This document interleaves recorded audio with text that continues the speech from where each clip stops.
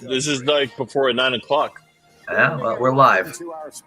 Okay, come on, come on. You got it. Presidential debate before the general election. Good. Tyler, we are live. You got to get your headphones. Just moments away now from that Wait, historic we're debate. live now? Okay. We are live. Vance Hey, what's up, everybody? Sorry. Facing off in front of the American people. Tonight's showdown will be held in New York City, and as mentioned, it's potentially the last debate we will see before Election Day. It's also perhaps the best chance for Vance and Walz to introduce themselves to the country and to try to shake up this tight race between their running mates Donald Trump and Kamala Harris. The debate also comes as the U.S. grapples with crises at home and abroad, including the search for the missing after more than 150 people were killed by Hurricane Helene's impact, and fears of an all-out war in the Middle East after Iran launched nearly 200 ballistic missiles at Israel earlier today. It is a busy news evening. We want to start with NBC News international correspondent Raf Sanchez with the latest. He's in Israel's northern border with Lebanon at this hour. Raf, good evening to you. Savannah, Lester, good evening. We came here looking for signs of Israel's ground offensive against Hezbollah in southern Lebanon, which is just the other side of that mountain ridge. Instead, we found ourselves staring up at a night sky filled with Iranian ballistic missiles. The Israeli military says 180 missiles were fired in total. They sent millions of people running to bomb shelters. These missiles coming in two waves and taking just 11 minutes to fly from Iran to Israeli airspace. Israeli forces scrambling to intercept them with a big assist from U.S. naval destroyers positioned in the Middle East. The Pentagon says they played a role in protecting the skies over Israel tonight. Almost miraculously, even though some of those missiles did break through Israeli air defenses, Israel's government is saying there are no reports of any fatalities or serious injuries among its citizens. One Palestinian man was killed in the occupied West Bank, but that sense of relief undermined by a mass shooting in Tel Aviv. Israeli police saying two terrorists opening fire on the light rail there, killing at least 6 people. Palestinian Islamic Jihad claiming responsibility for that attack. Now, Prime Minister Benjamin Netanyahu, in a late night address to his country, saying the Iranian missile attack is over and vowing to retaliate against Iran for this second set of missile strikes in just 5 months.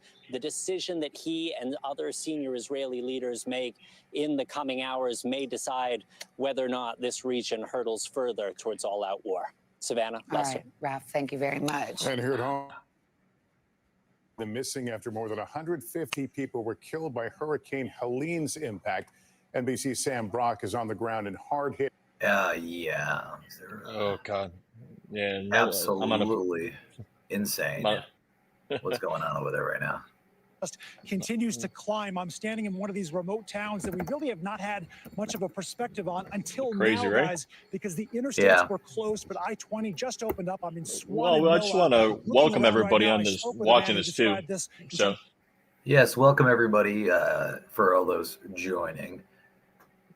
We are the Great Reveal podcast. Today we're just kind of hanging out. It's more of a basic chill. Right up there is my guy Steve, and this is me. Right below me, Tyler. Hey, and we have a guy named Don coming, right, Steve? Yeah, he's going to be joining us in a few minutes. He's just fashionably late. Unfortunately, our fourth guy, Azrael, will not be joining us tonight, but he'll be back on Sunday. On Sunday, we're going to be doing a very special episode. As usual, we're going to be going over the news, and we're going to have a very big deep dive. Our deep dive is entitled Digital Book Burning and Mind Control. I'm really excited about that. It's going to be fun. Please come in and stick around for that. Again, that's going to be on Sunday, 6 p.m. Eastern Standard Time. I'm going to bring back some volume here on the liters of water disseminated 1.9 million meals, but the reality in Western North Carolina here tonight is people want to know, where was this on Monday? It took 48 hours at least to get water moving, some of these meals moving, and why can't you reach some of these super mountainous regions? We know how difficult the topography is. Lastly, President Biden is going to be out here by air tomorrow to tour the damage tour this zone. He certainly doesn't want to take away resources, he says, but is committed to helping restore these communities as long as it takes. Biden should have been there like a week and a half ago. Sam Brock, thanks for bringing us that. A snapshot Before it started. They should have been on the ground with FEMA. Well, prepping. he's on the beach right now still. And that is what we're here to cover. It's going to start. That's Yeah, the yeah, biggest yeah. difference. You know what I call her? I call him Beach Bum Biden. Beach Bum Biden. You want to know something crazy though, Steve? Is you see a big contrast difference. Like you literally see Trump going to the areas. He is engaging with the people. He's helping. He actually told Elon Musk to get the satellite system for people to have cell service. What are they doing? What are they doing? Like, what's going on? What's happening? Like, do you know? We don't know. It's terrible. It's nuts. It's It's absolutely awful. nuts.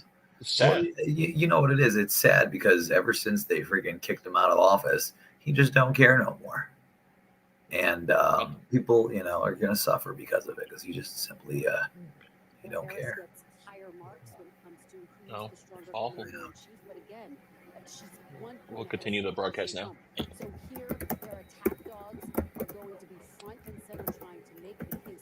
Think about tonight as the beginning of the closing arguments in this campaign. And Hallie, to play on that point, no further debate. Number two is essentially get. Yeah, I think this debate's going to be big. Well, maybe the final word with an audience this Yeah. big, Lester. I think it's gonna, you know what it is, Steve? I think it's gonna be something where it may not be a lot of traction for people watching, but it might give you an idea of like, this is the country, You either have someone like this, Vance or Walz, where Vance, he has a good record. They really can't find anything about him to really talk about. So, I think this is a good contrast where we might see for 2028. This might prove a point why Trump ended up picking him as a VP, and I think we're going to learn a little bit about why he picked him, and we're going to get why Harris picked Walz. I don't know if you saw that. Did you see that thing on X recently? There was last night. They said Kamala had insomnia, and basically she ended up picking Walz because of that, where she had a bad sleep. Did you hear about that? Yeah. I saw that. It was outrageous. It's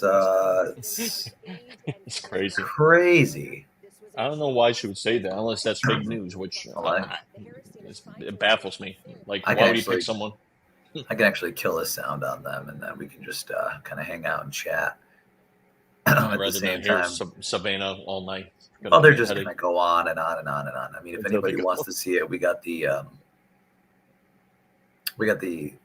subtitles up over there. So I mean, we can go ahead and see that. Might Yeah, actually it's put it up. I might put it up a little bit just so it's like.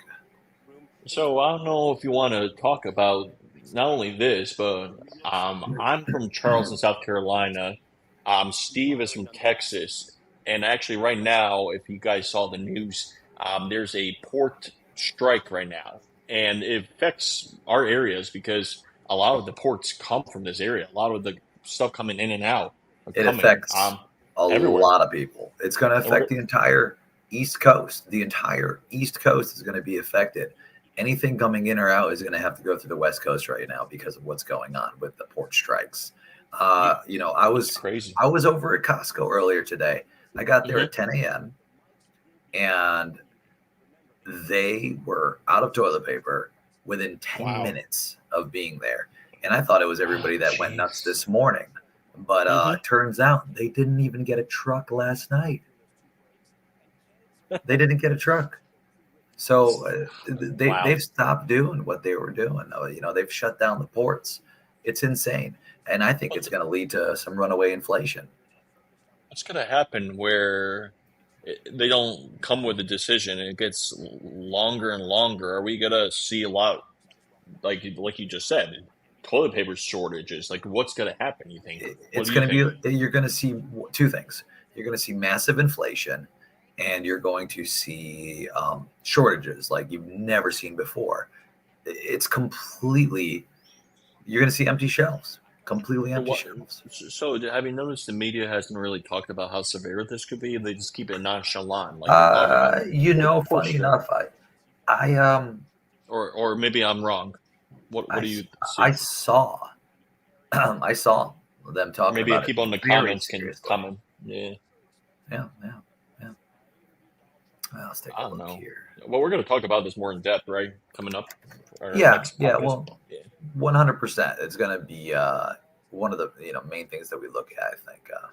Yeah, it's becoming, I would say, a big topic that is not being talked about a lot, right? So, Yeah. Welcome to people that are just joining us right now. I see a few of you up in the top left corner over there. Welcome. Let me get a hello in the chat. Oh, hello. Oh, there is our fourth horseman. good evening, Unfortunately, he everybody. can't join us directly, but thank you for joining us from work, my friend. I'm Thank so you, happy to horse. have you here. I hope you're having a good night at work tonight.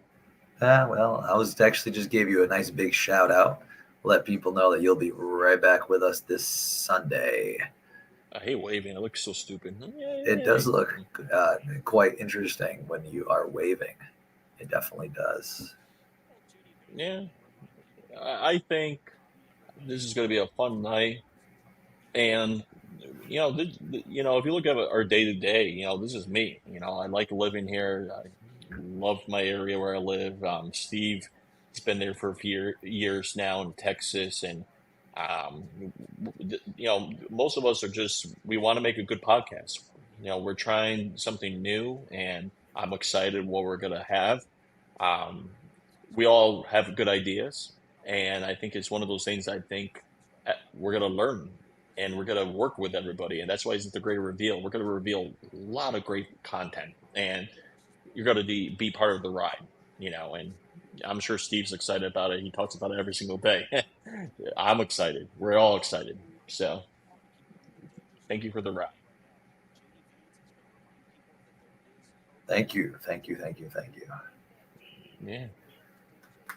Well, let's go ahead and pull the volume up here a little bit, see what's going on over at the. He's the second least popular, the Sounds highest negative ratings of any vice presidential candidate. With suburban women in particular, he's got a net negative 21 with suburban women. Do you think he needs to take on some of this baggage, the childless cat lady and all that kind of thing? Is that part of what you hope he addresses tonight? Is J.D. Vance talks about his upbringing, the humble upbringing he had. Everybody knows from Hillbilly Elegy that his grandmother largely raised him. His own mother struggled with addiction. He's someone who went and served in the Marines, was served overseas as well. He has a great story, and he is able to get out there and talk with voters and tell that story. Then I think they're going to move his direction. Keep in mind, not everybody watched the political conventions. Not everybody saw Tim Walz of the Democrats or J.D. Vance of the Republican. So for many voters, this will be the first time that they're really hearing from these candidates. J.D. Vance also, he's probably the best communicator at pushing President Trump's message outside of President Trump. He's doing 2-3 Sunday shows every week. I think this is also something where it could catch up with Tim Walz. They've been playing the Washington Post had a headline this afternoon saying it was the Bubble Boy campaign. Well, now he's in the bright lights, and we'll see how Tim Walz does. In that same vein, we've seen former President Trump get very personal in this final stretch of the campaign, calling Kamala Harris a mentally ill. Do you think that J.D. Vance will channel some of that negative personal material tonight?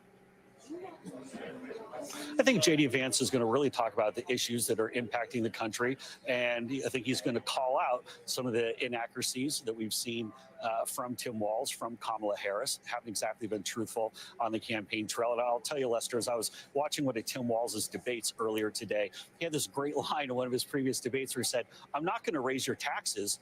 I'm just going to roll back the tax cuts." Tim Walz can lie through his teeth, but when J.D. Vance starts talking about the economy, how he's going to help everyday people, it's really something that's magical. I think J.D. Vance will do well tonight. I think he'll represent President Trump well. And again, Americans who are struggling to get by or wondering why we have this chaos, there's going to be hope. J.D. Vance can restore that hope. Jason Miller, thank you. No, before we let him go, we have to ask him, do you think that President Trump will debate again, Jason? He said no, but people can change their minds. Well, as of right now, I would say no. As of this moment, this will be the final debate that we see. President Trump's done very well so far in the debates, and They're trying so hard for another debate. Also, Did you hear that, Steve? Again, Tim Walz, he's tough. He's been doing this for 2 decades. He's been in office for 20 Yeah, years. JD's they really. So Tim's a they want another debate so bad. It's not happening. Said called Walz a total moron. You can tell. Last night. So he apparently doesn't think as highly as you do of Tim Walz, but we'll continue to cover it. Yeah. Everyone is doing their expectation setting.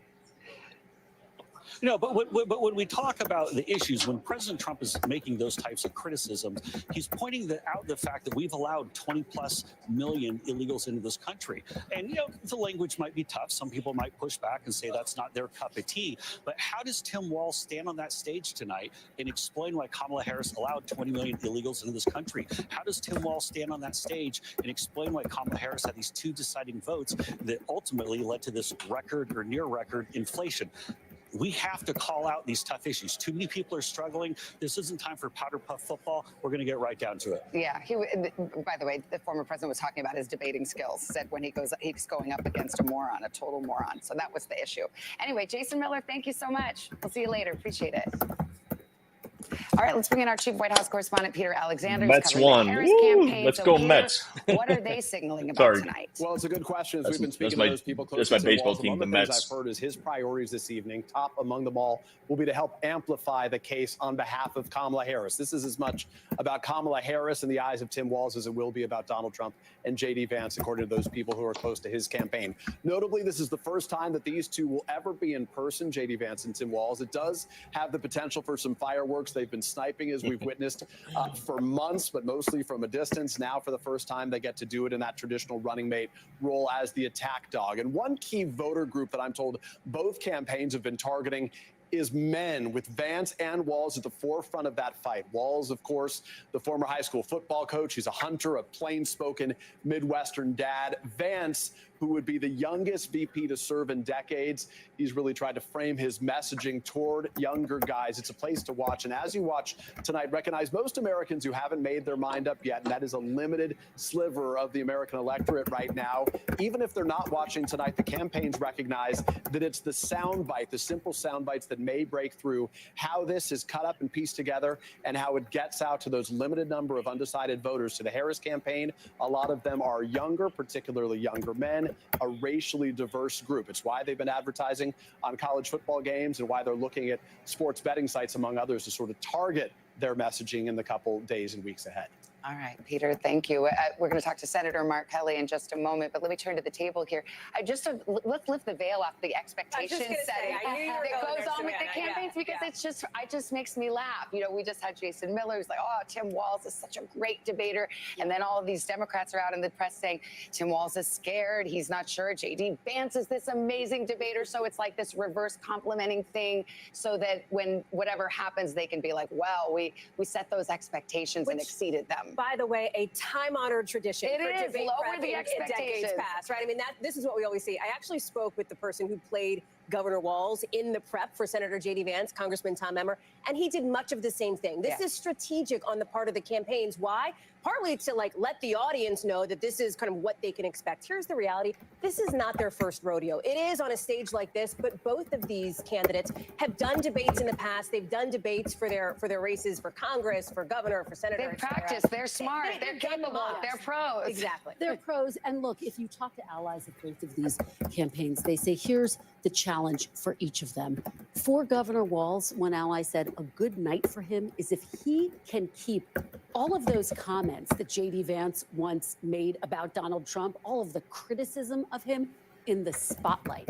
That's what allies want to see from him. In terms of J.D. Vance, and you were just talking to Jason Miller about this, Savannah and Lester, the comments like the cat lady comments, they want him to stay away from controversial comments. Yes, throw a counterpunch, get into the mix, but they do not want him to reiterate some of those controversies that have been front and center that they feel take away from top issues like the economy, like immigration. All right, for more on what to expect from the Harris-Walz campaign, let's bring in Arizona Senator Mark Kelly. He's appearing with us tonight as a campaign surrogate. Senator, thank you so much for being with us, where you hear some of the talk about the expectation game. What is the expectation tonight? Well, I think it's about contrast. In the case of Governor Walz and Kamala Harris, you've got two people that want to lead this country into the future, that have a vision, that want to bring down costs for healthcare and prescription drugs and childcare and so many other things that affect American families. And on the other hand, you have Donald Trump and his Project 2025 that's going to increase costs, $4,000 out-of-pocket costs for American families. And if you're a senior who has benefited from the prescription drug benefit that we put into place with Kamala Harris and the administration, Hey, welcome, Don. away. So I would expect that we will see the Can you hear me? contrast between what I can hear you. Oh, Loud and boy. clear. Loud and Hey. clear. Oh What's boy, oh boy, oh boy. You didn't miss much. We were just talking about nonsense. That's our podcast. So Excellent. Well, what do we think about tonight? Is this going to be exciting or snooze fest? What do we think? I was telling. I don't know. I really don't know, to be honest with you. I'm just really here to watch JD Vance make love to a couch. I hear he's bringing the couch. They're gonna mention the couch. I don't know. I have a feeling it's possible that he just eviscerates Waltz completely. Like, and it's just really hard to watch. Waltz is, you have to remember, Waltz is her sidekick.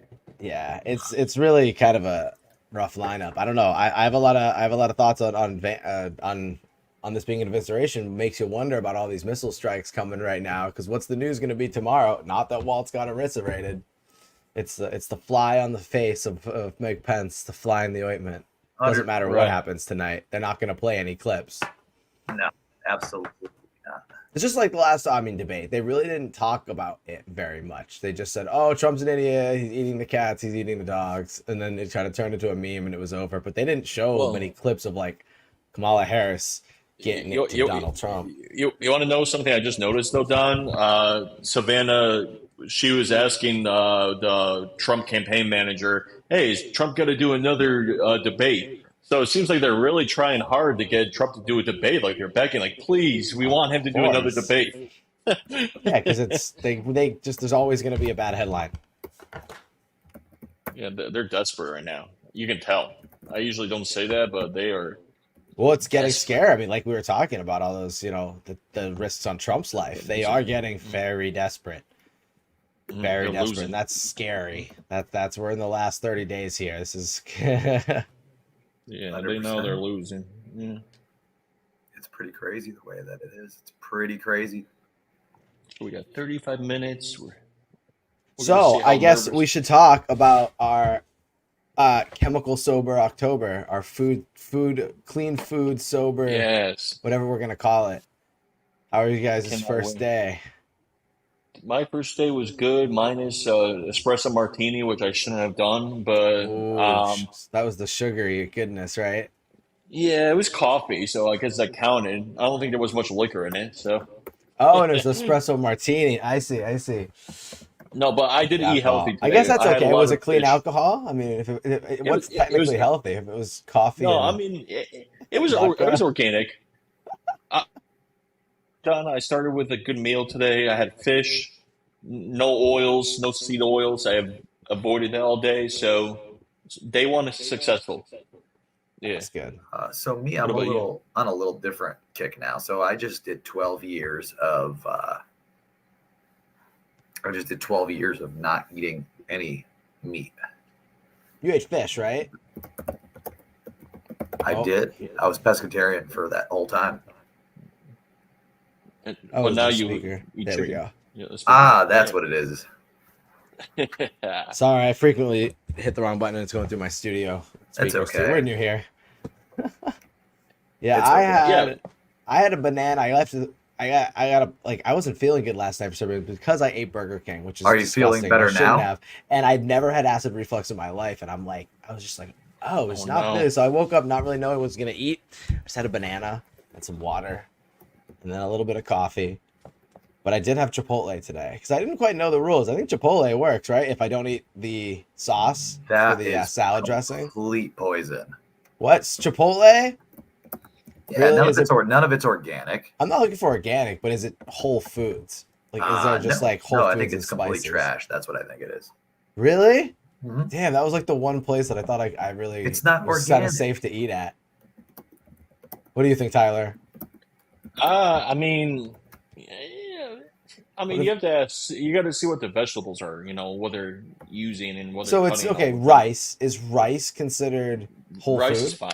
It's Okay, so clean. rice, Clean. beans, pinto Yes, beans. but it I know, but, depends. Okay. what? No, no, no, no. Hold Is on, it hold on. good rice? Is it bad rice? No, you got to ask what Just white oils they rice. use. They could be using a bunch of canola oil. You Right, don't but know is what it the. organic rice? Is Oh, it you're GMO? right. It's the seed oil that's gonna get it. Even if everything else is Yes. is whole food, like just a little seasoning, just a little Yes, spice. What are they But if they cooking with? fry it in the seed oil, that's where it's okay. So we're turning okay. So there's a good rule: no seed oils, nothing fried in it, nothing Well, made in it, nothing I'll tell you mixed in what. it. I just got a giant. I'm actually gonna go ahead and go to the other room and grab it really quick for you because I want to share it. I got a giant, Ooh. giant thing. Give me 1 second. Hold on. Oh my What God! giant Is it? thing? I can only imagine. Do we have to? Hide your kids. This is got to be censored, so everyone close your eyes. We're getting taken off YouTube right now. I got Didn't a even giant thing didn't coming. even get a start in the world. We're gonna get banned. Banned. Okay, So I'm so drinking. this is not at all a place. Speaking of Diddy, Speaking of Diddy, yeah, here it is. He is. so what do you have to show us, Steve? What's big and Maybe we should chime into this. what's so big and 1,000 bottles of baby oil. That's what I have. No, I'm just kidding. I got coconut oil. Oh yeah. Yeah, coconut oil is awesome. Wow, I love And, coconut. I just had coconut. Wait, you're just getting into the coconut oil thing? No, I used to really be into it, but Easy solution to cook with. I literally fried chicken in it the other day, and it was awesome. Yeah, it was like you Yeah. made it with some it rice tastes like flour. coconut chicken. It's Yeah, make it with delicious. some I rice love that. flour and make a batter, and you can make it almost like the Chinese chicken tenders. yes. And Well, they I were mean, so I got good. a lot more chicken in my life now, which is Yes. awesome. Yes, I'll Oh, show you, you. you can rub the coconut oil on your skin. So everywhere. refined is for cooking, non-refined Yes. is for your skin. Correct. So if you're buying it to cook with, it's refined because that way it's a high Yeah. smoke temp. I mean, you still can't burn the hell out of it, but it's great. I mean, you don't want to cook with olive oil. I actually have a great little chart, Steve. I'll send this to you, and you can Please post do this send up. it to me. Just give me 1 second. I'll be right back. Yeah. So seed oils really are the bad thing. I think we should probably talk about that sometime this week. Just go through a thing on seed oils because that's kind of what we're targeting here. Why would you eat Burger King? Oh man, was that like a desperate meal? You just said it. Yeah, I was really late. I was driving, You're and I was tired. like, I don't know. I just smelled French fries. I said, your body's just like French fries. Yeah. So I was like, fuck it. It's $5. I'm just gonna do it. And I had 2 Whopper Juniors and a fry, and I like. But you know what's crazy? It doesn't hit the same. It used to be really good. No, it doesn't. It just doesn't. I mean, it did. I mean, I will say the Whopper is like definitely better than McDonald's. I mean, just because it at least has flavor. The fries are better. I mean, private chat. But oh yeah, I gotta send you that. I have it right here. Yeah. We're just fixing the kinks. We're learning. Send it into the live chat TV. there. Tonight's a little more relaxed. Tonight's we want to know the feedback. Like, am I too loud or not drunk enough? Too much? Am I drunk enough? Am I too sober? Drunk enough? Not drunk enough? And no, we don't drink normally on the show. I'm not actually drinking tonight. See, the last 2 shows I've had nice rum and a cigar, and tonight I'm drinking matcha green tea with a little bit of milk. Although I'm drinking a little bit of tea as well, just to help relax. I have to. Somebody please check the private chat. I was doing half and half, but then I looked at it. It's got disodium phosphate in there, whatever that is. So I was like, well, let's do some heavy cream or something. I'm not going to do half and half. I don't even know why. I was like, what is that? What is disodium phosphate? I can just look it up, but I don't know. I send this to Steve. I'm going to make some tea too. That sounds like a good idea. What kind of tea do you guys drink? I Matcha, made something called Whispering Wildflowers. It's got L-theanine to help me relax and calm down. You need to relax, yeah. I take chamomile, like raw. You can get the raw leaves. Chamomile is fantastic. It's all about the water temperature. Because if you're doing green tea or a different type of tea, you can't boil the water. Mm-hmm. Well, what you got to do too is you got to make sure if you do boil the water, that you don't put the tea bag in first, else you'll scald the tea. You got to put the water in, then put it in real carefully. I have think one of I those. sent this to you, Steve. Okay, versus via messenger. All right. Nice. Right. Nice. Tim Walz. Yeah, I don't think this. I Are, think, are you guys in the private chat here? Or not? I'm just not sure if you guys can see that. Oh, I think it's good. Yes. Yep. Okay. Tyler's good sound. I think we all sound good. I think we all sound good. So we can't hear each other because we're still. Well, are me and Tyler at the same volume? Yes. Okay, so you and him are at the same volume. So A plus B equals C, Yes, exactly. meaning B plus C should. Only thing or is, I would times. say fix your head a little bit there, buddy. Yeah, I don't want to see your head get cut off there. Who? Me? Yeah, we're just having some fun here. This is again, this is our chill night. We're gonna just go ahead and completely watch. Unprepared. Wait, we were gonna talk about a couple things. Okay, so we are talking about October. Okay, so we're not doing seed oils. What are the other ground rules? We can do coffee, black coffee. Milk. Is milk? Where's milk? It's got to be just milk. Tyler, can't be drinking chocolate milk. Tyler, are you at 55? Because you could probably come up to about. Should we just not do milk? I don't like milk, honestly. I can do alternatives. What do you want to do there? I can do off milk. I didn't drink milk for like 10 years, and I would drink all the almond milk and stuff like that, and I realized that's all shit too. So I stopped drinking. So I stopped doing that. But then with the kids, we had a little bit of milk, like, when they kind of came off the formula. At first it was breastfeeding, and then you kind of weaned it off with formula, and then weaned off with milk, and then I started drinking milk. I'm like, so really good with Cheerios, just straight Cheerios and some honey in the milk. Like, damn.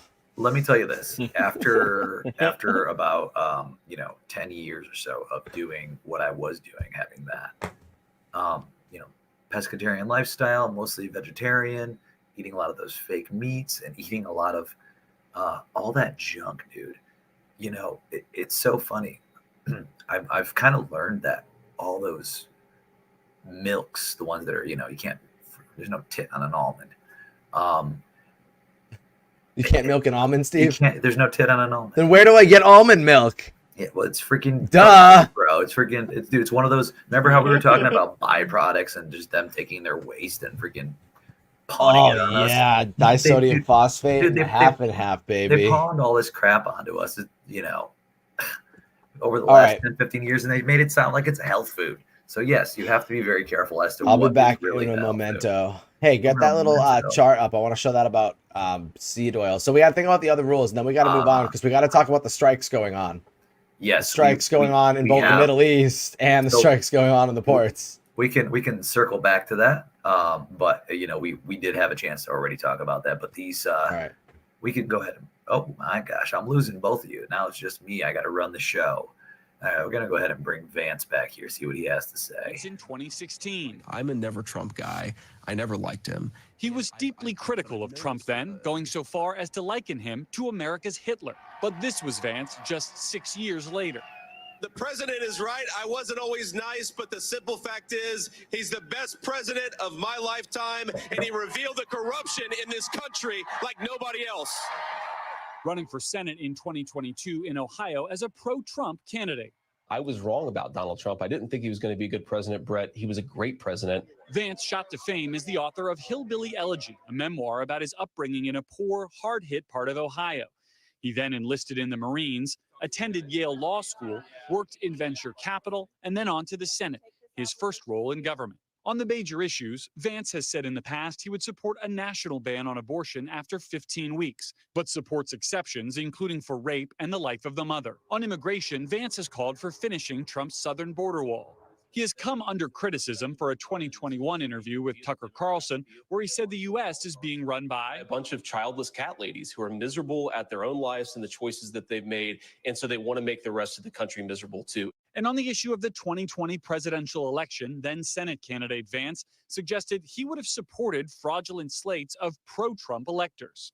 If I had been vice president, I would have told the states like Pennsylvania, Georgia, and so many others that we needed to have multiple slates of electors, and I think the U.S. Congress should have fought over it from there. In recent weeks, Vance's false claims about Haitian immigrants eating pets in Springfield, Ohio, set off a firestorm, which he later suggested was by design. If I have to, create stories so that the American media actually pays attention to the suffering of the American people, then that's what I'm going to do.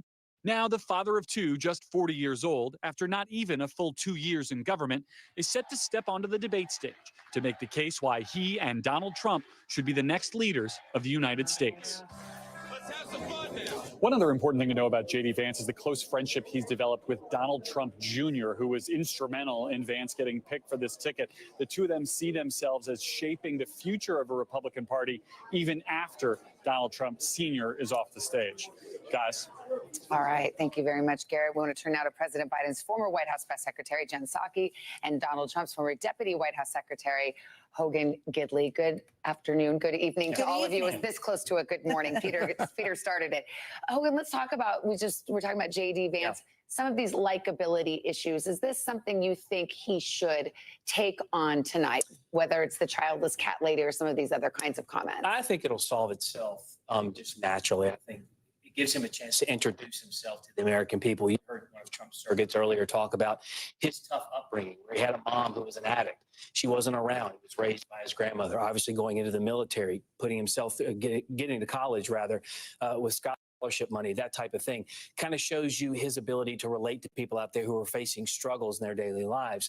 What's interesting, though, is in this particular debate, J.D. Vance has an opportunity here to really kind of expose, I think, Governor Walz, because he hasn't really answered any questions. He had one debate where he was like an emotional support animal for Kamala, and he had one question about his lying about his military service, and he said, I don't really speak English well, so that's part of the problem. But he was a governor. And so he has a record. He's going to have to answer why he wants taxpayer dollars to pay for illegal aliens to get free health care and free college tuition, why he locked down his state and then had National Guard troops fire paintballs at citizens on their front porch. Those are serious issues he's never had to answer for. I think JD's going to bring that up. Because it's Jason Miller, the Trump campaign staffer, said there's an article that says they bubble wrapped Tim Walz. And look, I mean, Axios, an independent news organization, did an analysis and found that Vance alone has done more than 7 times as many interviews as Harris and Walz. True. And also when Vance does this, he often attacks the press. But putting that aside, Tim Walz is there. No, I agree with you. Tim Walz propelled himself onto this ticket because he was so appealing on television and because he was so relatable and likable. He should be out there more. And I think it's crazy that he's not out there more. And it is true that it also means that it puts more pressure on this night. He's going to have to answer tough questions. So will J.D. Vance. Sure. I do think immigration, you were talking about this earlier with the senator from Arizona, is a hard one for the Walz, for the Harris-Walz team, because it is the issue where they are most underwater with voters. That's why Harris went to the border, and there is some work to be done. This is NBC News. I'm surprised. To move this race. We're still this commentary is kind of crazy, everybody. So, Mike, the goal for both tonight to be do no harm. I think the first right now we got 21 minutes to do no harm, and that's not just for the pick itself. But feel free to debate, leave comments. As we were talking about, though, I think a lot Don, of they're taking a little break. A lot of folks are going I just made some really good tea. Folks are going to vote for Kamala no matter what. I think I know they're mentioning I get like a little chamomile for a little honey in it. In a state like North Carolina and Georgia, both good night. States, a lot of people are suffering. Don't get me wrong, but those states matter in this upcoming election.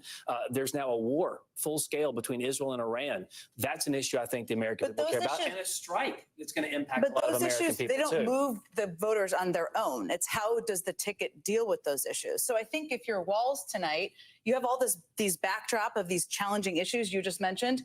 It's reminding people about leadership and why stability and sanity in the Situation Room and in the Oval Office actually matters. And that does. Trump's national security team, many of them don't even want him to be the commander-in-chief. And so that's a challenge for, I think, of course it is. But as president, we didn't have wars breaking out all over the world. We didn't have illegal immigrants coming into our American communities, raping and killing people. And those types of things absolutely should be a reminder to the American people that leadership does matter. And we didn't have these problems when Donald Trump was in the White House. You can take this debate to NBC News now and continue to the green room. Real quick, show of hands. Who thinks there will be another debate between Trump and Harris? Wow. No. Who thinks there should be? We'll leave it on this point of agreement. About that? Welcome back. Jen, thank you very much. We're going to take a break right here and still ahead tonight. Oh, your mic's off. How the vice presidential debate could shake up the polls with Election Day just 35 days away. Our man Steve Kornacki over at the big board to break it all down. Coming up next.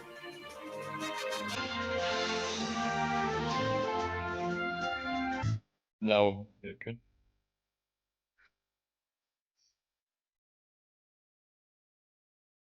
I think there's a little mic issues with Steve right now. He's trying to figure out just technical difficulties. I'll be right back too.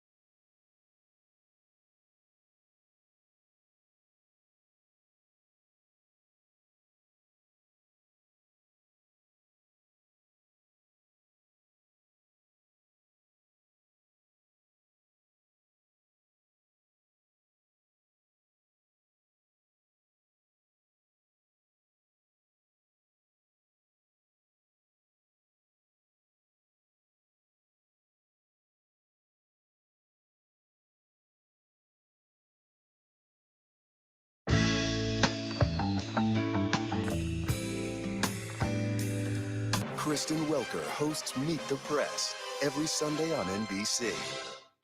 News for the generation of now is NBC News Now.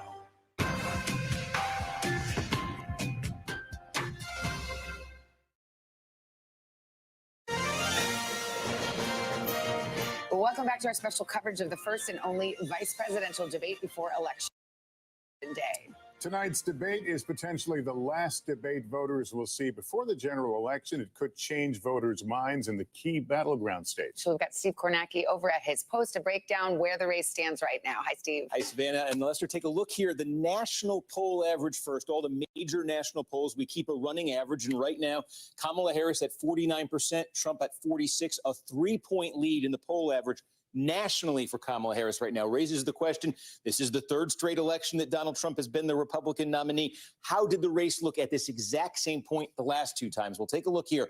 4 years ago on this date in the poll average, Joe Biden had a large lead, 9 points over Donald Trump. And of course, Biden did go on to unseat Donald Trump. But 8 years ago, at this same point, Hillary Clinton had a lead of, does that 3 look familiar? The exact same 3-point lead that Kamala Harris has in the poll average now. And of course, Hillary Clinton did win the popular vote in 2016, but she lost to Trump where it matters in the Electoral College, in those key swing states. So what do the swing states look like right now? We've been talking about this core group of 7 battlegrounds. And again, what you're seeing here is our current average of all the polls in those states. And the headline here, obviously, is extremely close. Look, the widest margin you're going to see here is 3 points for Harris in Michigan and in Nevada. Look at North Carolina. You see Harris there leading. I say leading. It's 1/10 of 1 point in the average right now. One thing to keep in mind, we saw big polling misses in the Midwest states in 2016 and 2020. Both elections, they underestimated. The polls did Trump's actual support. Keep that in mind. Michigan, Pennsylvania, Wisconsin, as we see numbers there this fall. Has that problem been solved? Does it persist? And just for the sake of showing you the state of play right now, this is not a prediction, but if it were to break exactly like this on Election Day, these states were to go exactly as they look right now, let me show you what it would do to the electoral map. So you see we have the battlegrounds in gray. If we fill them in based on the current polling average, this is what you would get. That would give Harris 292. That would be enough for the presidency. But remember, we just showed you North Carolina 1/10 of 1 point. Just by getting that, if Trump could get that.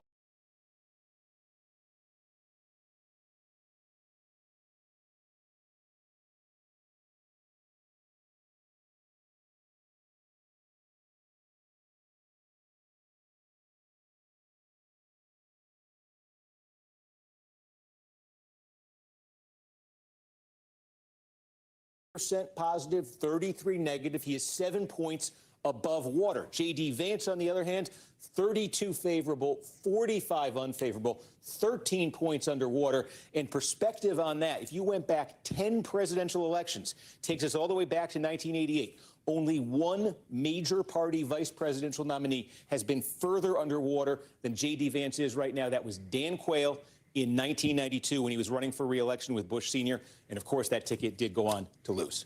All right, Steve, thank you so much. Kate Snow is talking to a group of voters in the city of Pittsburgh in the critical Commonwealth of Pennsylvania. Kate? Yeah, it is critical, isn't it? Thank you, Lester. I've got 6 voters here with me. All of you described yourselves as somewhat moderate, somewhat in the center, some more than others. I want to start with Rona and Merrill. We've had a lot of news today about Israel and about the attack by Iran. Both of you said you are motivated. You're Jewish, you're Democrats, both of you registered Democrats, but you're seeing this very differently. Rona, tell me why you're thinking about possibly voting for Donald Trump. Well, today is not a good day to ask me that, I guess, because today, I mean, I'm really thankful, right? Largest barrage of ballistic missiles ever shot at a country in history, and the U.S. supported Israel and shot down missiles along with Jordan and Israel, and so I'm so incredibly thankful for that, and a big Biden fan today. Are you still thinking you might vote Republican? I am still undecided. Yes, absolutely, because I think every day right now is so utterly critical, and watching how this continues to unfold.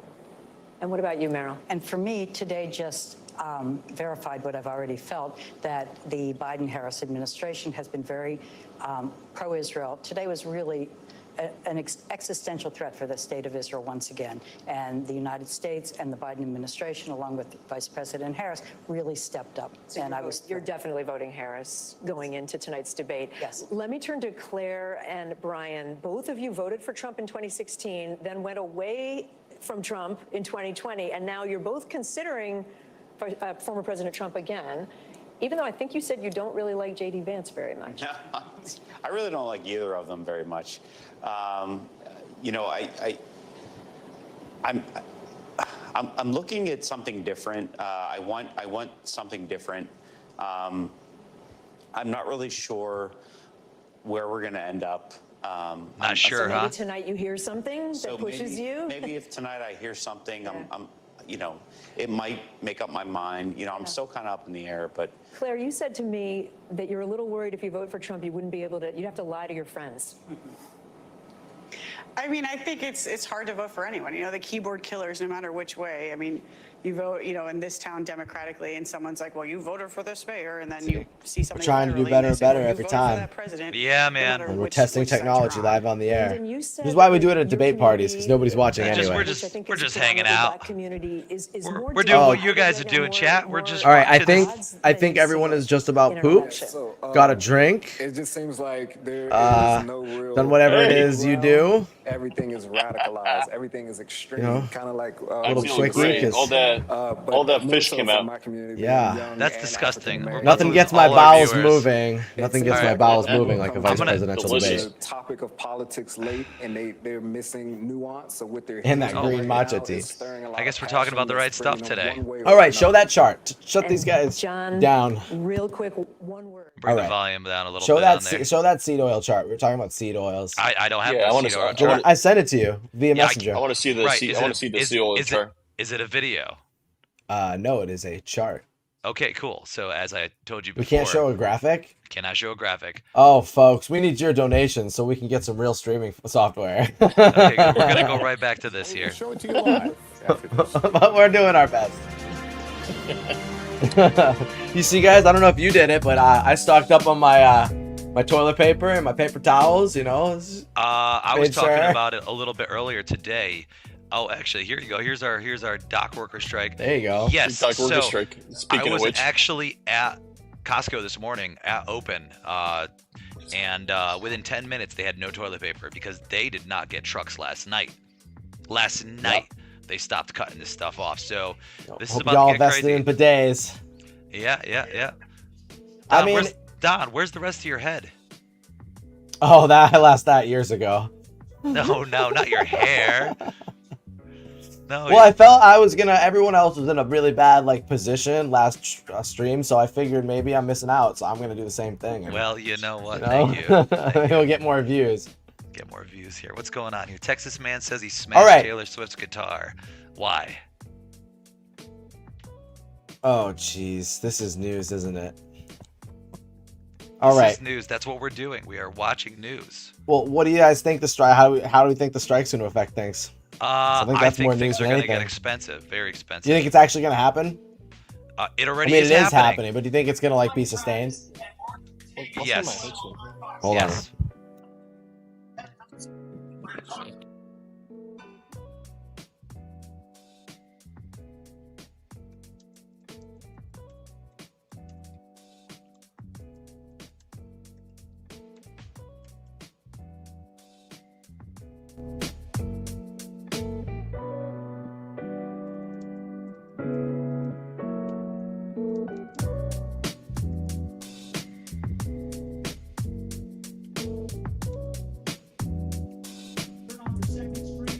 Thank you for everybody joining us tonight. Make sure to hit that subscribe button and come back on Sunday at 6 p.m. Tyler, fix that. My headset.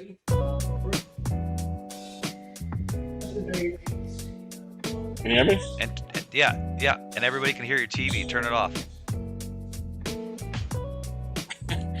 My headset was disconnected. That's fine.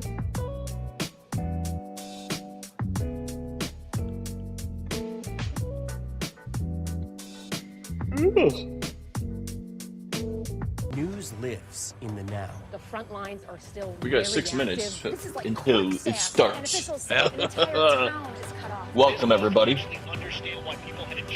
This is the Great Reveal Podcast.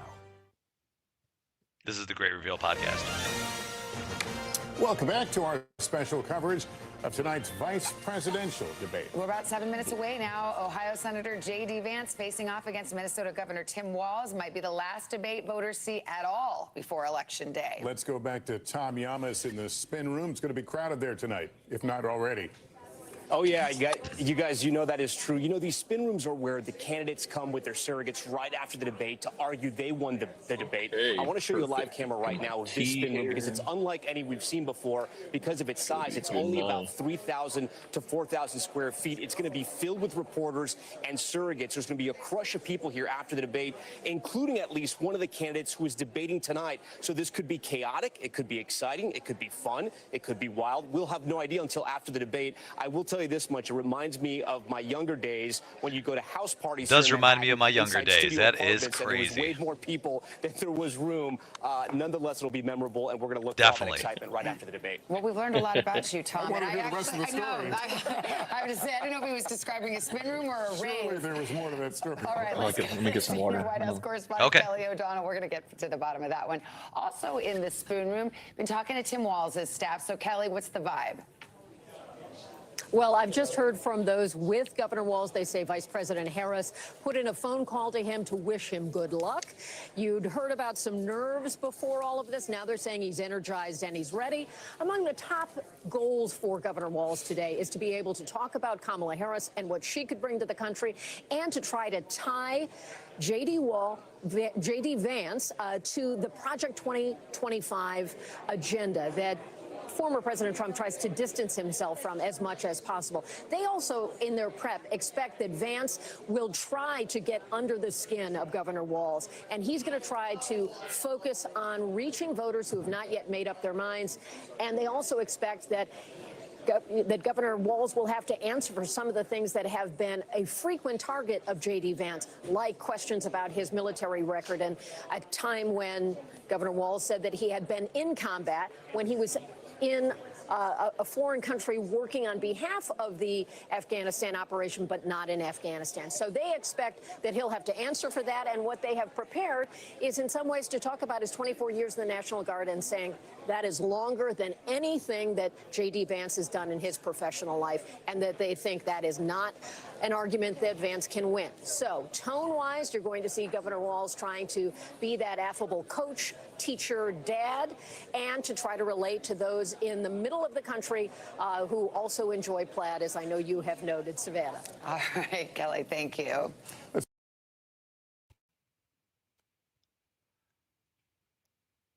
Game time. Final minutes. At the end of the day, Lester, this is still all about the people at the top of the ticket. That's something that wasn't. All right, let's see if Steve can do in the this. Trump world. Donald Trump did something unusual today. He held Come on, Steve, no Steve pressure. can do everything. of his own Yeah, on the I day mean, of his organic VP chips. debate. What are this cooked in? Nobody wants to hear that. Olive oil, 3 ingredients. You said? In response to a question. All right, just All don't be right. loud about it because nobody wants to hear that, Tyler. Harris, and I think And if you're gonna do it, what? Kill your mic. Vance when he takes the stage tonight as well.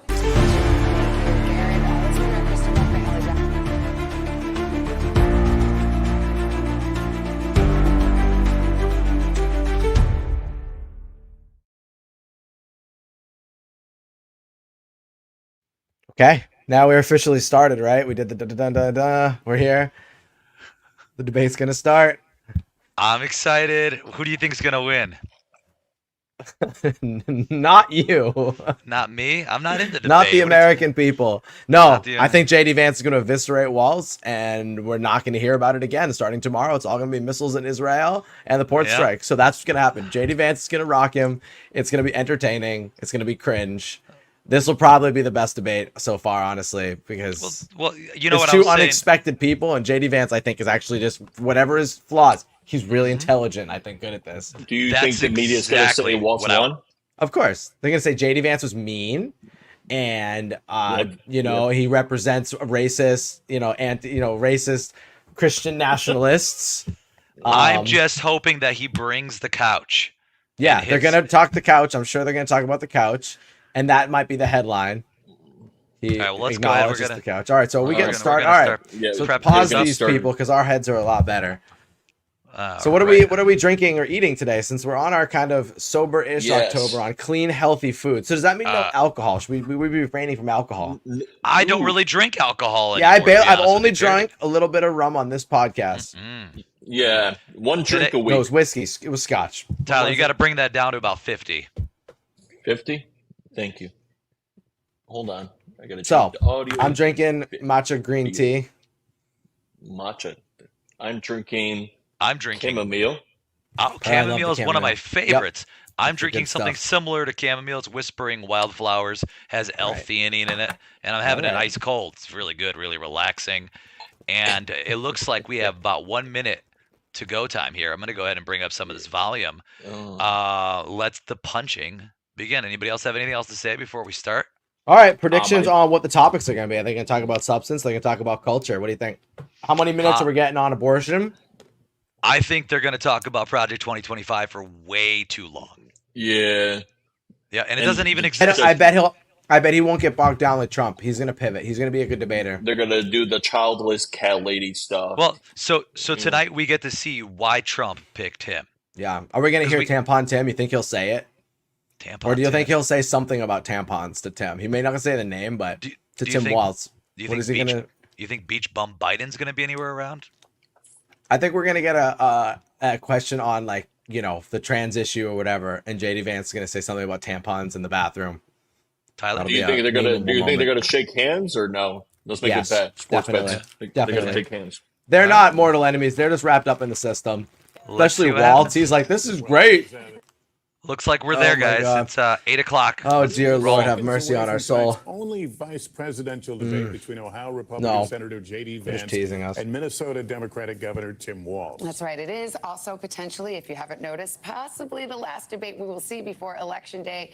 Election Day now just 35 days away, 5 weeks. We have kind of set the table here on what people will be looking at and what we'll all be talking about in So- a little while. We will have in-depth analysis once the debate concludes here on NBC. But tonight's event is hosted by CBS News in their studio in New York, just a few blocks from here. Yeah, and as the last debate was between the running mates, Donald Trump and Kamala Harris, there's no audience in there tonight. So each candidate is going to have 2 minutes for their answers, and then there's a rebuttal. And the moderators have said, Lester, there will be some fact-checking, but they're really counting on the candidates to fact-check each other. And as we noted, unlike the last debate, microphones will not be muted, but the network says they reserve the right to mute the candidates. So that'll be an interesting process as they go along. Okay, the vice presidential debate about to be on. Let's go to CBS Network Studios, West 57th, here in the heart of Manhattan, and watch this debate. Presidential debate. Chat, quick poll, who's gonna win tonight? I want to see some percentages, or what do you guys think the head? I guess better is, what's the headline gonna be at the end of the night? Other networks here in the U.S.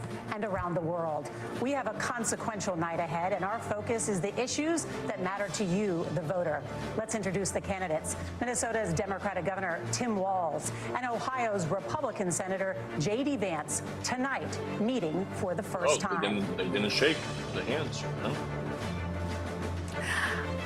I'm Margaret Brennan. In order to have a thoughtful and civil debate, these are the rules that both campaigns have agreed to. Questions will be directed at one candidate, who will have 2 minutes to respond. The other candidate will be allowed 2 minutes for rebuttal. Then each candidate will get another minute to make further points, with an additional 1 minute each at the discretion of the moderator. The primary role of the moderators is to facilitate the debate between the candidates, enforce the rules, and provide the candidates with the opportunity to fact-check claims made by each other. CBS News reserves the right to mute the candidates' microphones to maintain decorum. We have not shared the questions or topics with the campaigns. The stage is set. Governor, Senator, thank you for joining us. Let's get started. Tonight, our country is facing several unfolding crises. The Middle East is on the brink of war. Americans are suffering from the catastrophic impact of Hurricane Helene, and now a labor strike as 25,000 dock workers from Maine to Texas are picketing. We're going to begin tonight with the Middle East. Margaret. Thank you, Nora. Strikes. Earlier today, Iran launched its largest attack yet on Israel, but that attack failed, thanks to joint U.S. and Israeli defensive action.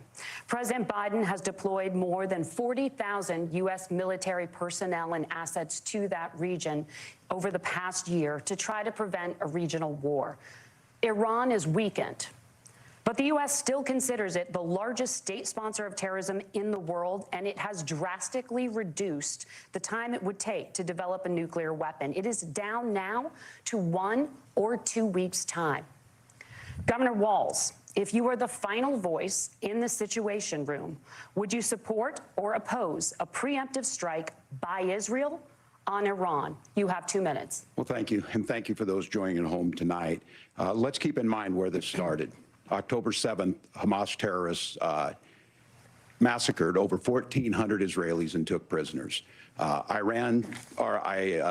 Israel's ability to be able to defend itself is absolutely fundamental. Getting its hostages back, fundamental, and ending the humanitarian crisis in Gaza.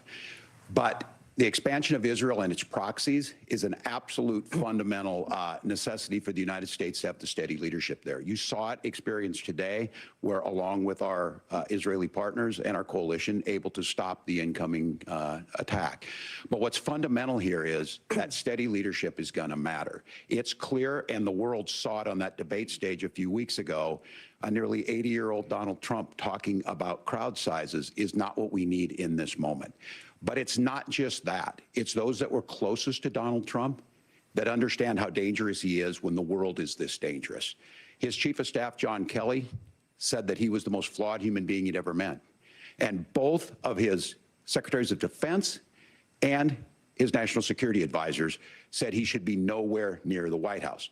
Now, the person closest to them, Donald Trump, said he's unfit for the highest office. That was Senator Vance. What we've seen out of Vice President Harris is we've seen steady leadership. We've seen a calmness that is able to draw on the coalitions to bring them together. Understanding that our allies matter. When our allies see Donald Trump turn towards Vladimir Putin, turn towards North Korea, when we start to see that type of fickleness around holding the coalitions together, we will stay committed. And as the vice president said today is, we will protect our forces and our allied forces, and there will be consequences. Governor, your time is up. Senator Vance, the same question. Would you support or oppose a preemptive strike by Israel on Iran? You have 2 minutes. So, Margaret, I want to answer the question. First of all, thanks, Governor. Thanks to CBS for hosting the debate. And thanks, most importantly, to the American people who are watching this evening and caring enough about this country to pay attention to this vice presidential debate. I want to answer the question, but I want to actually give an introduction to myself a little bit because I recognize a lot of Americans don't know who either one of us are. I was raised in a working class family. My mother required food assistance for periods of her life. My grandmother required Social Security help to raise me. And she raised me in part because my own mother struggled with addiction for a big chunk of my early life. I went to college on the GI Bill after I enlisted in the Marine Corps and served in Iraq. And so I stand here asking to be your vice president with extraordinary gratitude for this country, for the American dream that made it possible for me to live my dreams. And most importantly, I know that a lot of you are worried about the chaos in the world and the feeling that the American dream is unattainable.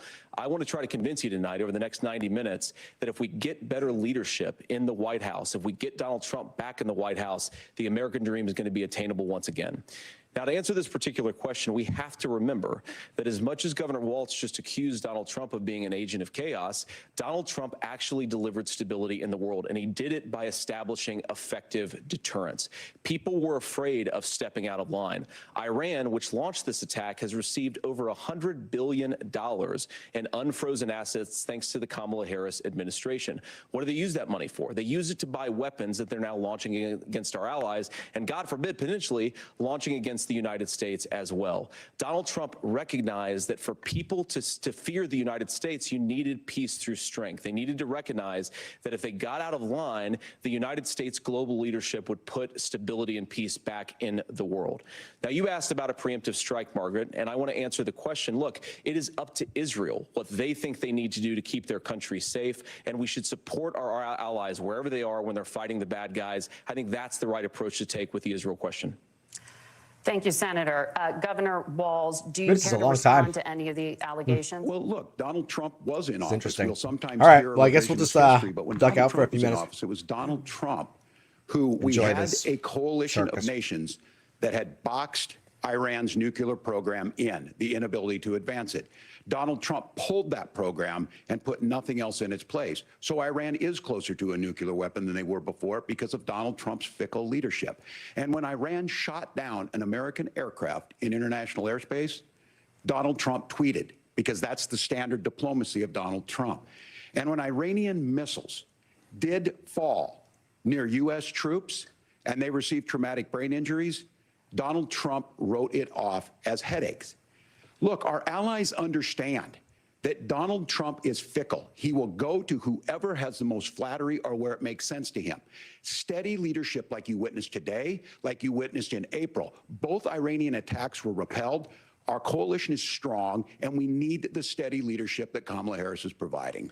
Senator Vance, the U.S. did have a diplomatic deal with Iran to temporarily pause parts of its nuclear program, and President Trump did exit that deal.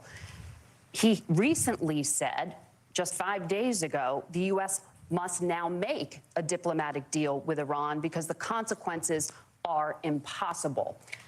Did he make a mistake? You have 1 minute. Well, first of all, Margaret, diplomacy is not a dirty word, but I think that's something that Governor Walz just said is quite extraordinary. You yourself just said Iran is as close to a nuclear weapon today as they have ever been. And Governor Walz, you blame Donald Trump, who has been the vice president for the last 3.5 years. And the answer is your running mate, not mine. Donald Trump consistently made the world more secure. Now, we talk about what the sequence of events that led us to where we are right now, and you can't ignore October the 7th, which I appreciate Governor Walz bringing up.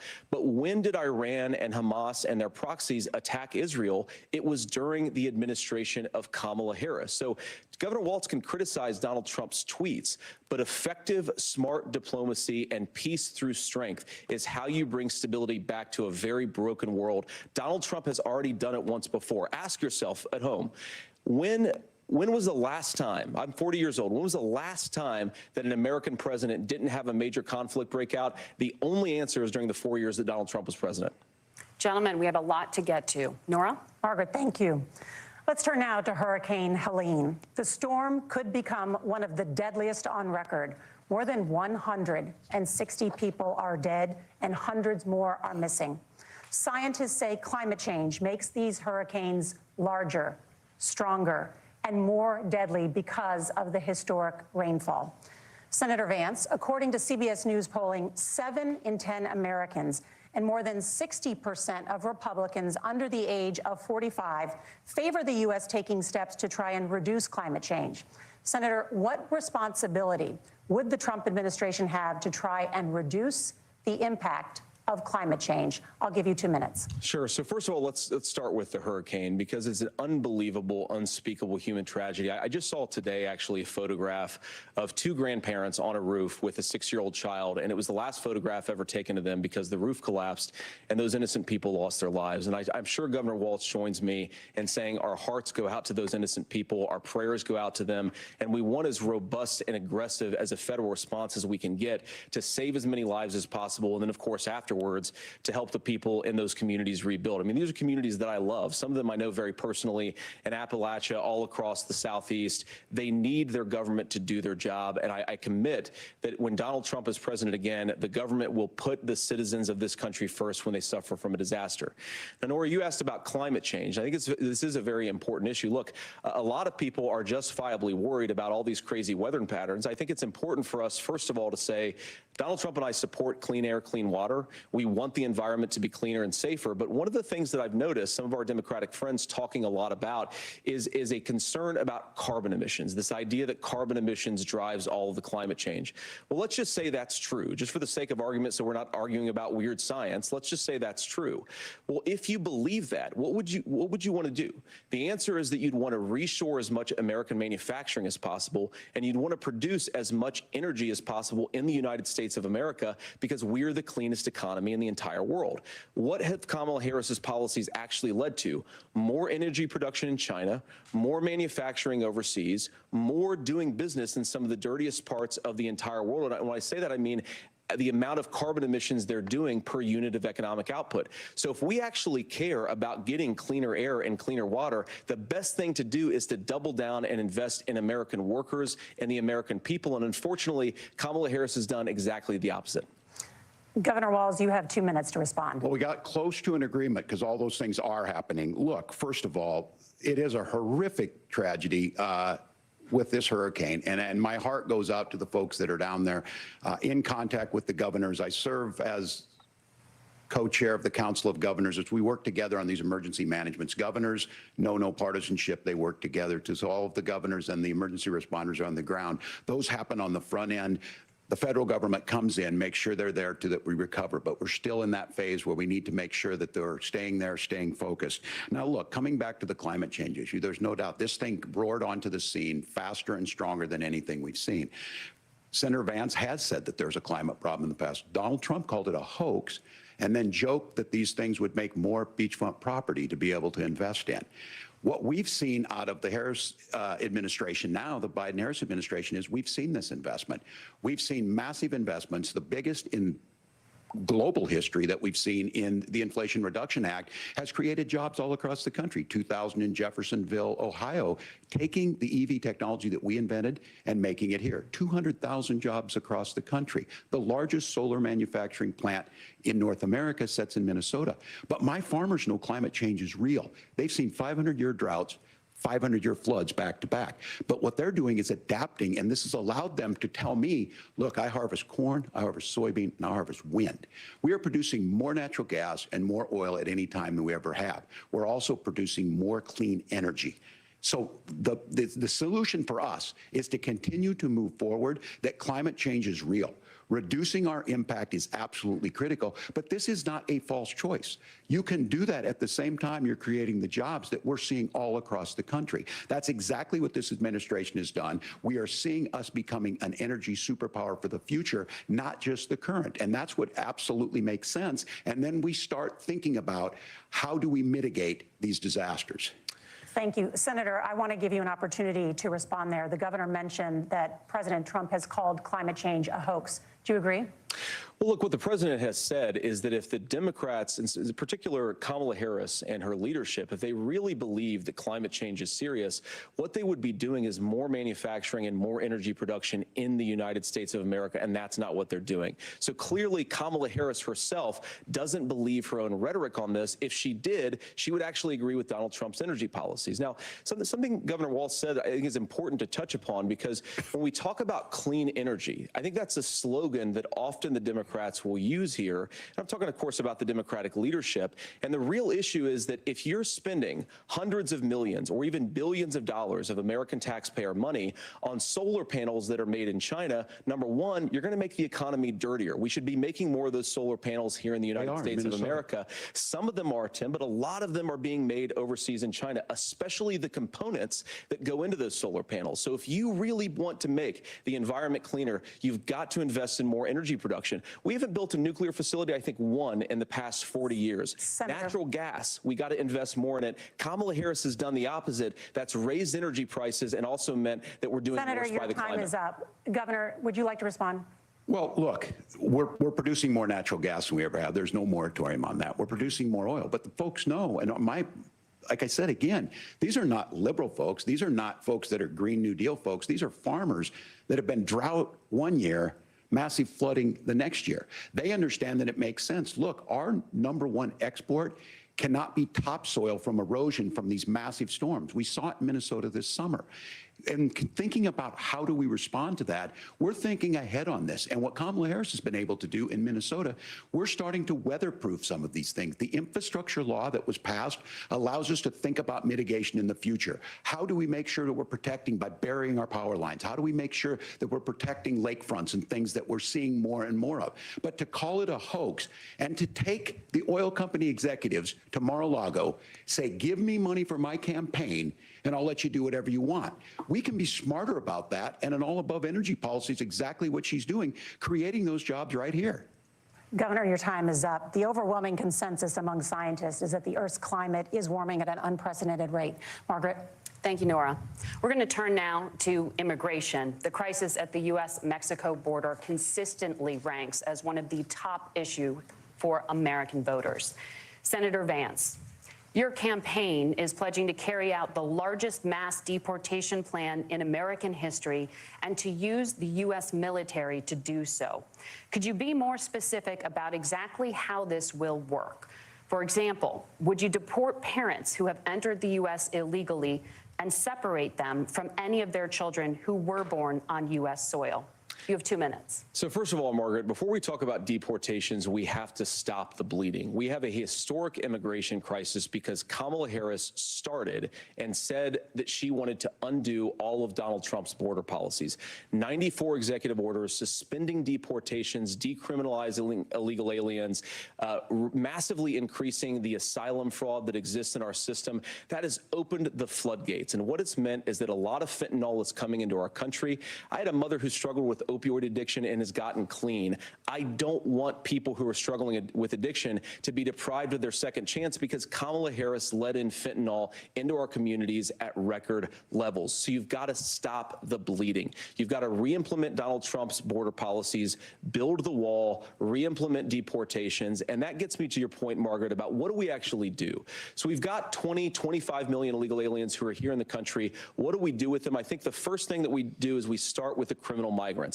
About 1 million of those people have committed some form of crime in addition to crossing the border illegally. I think you start with deportations on those folks.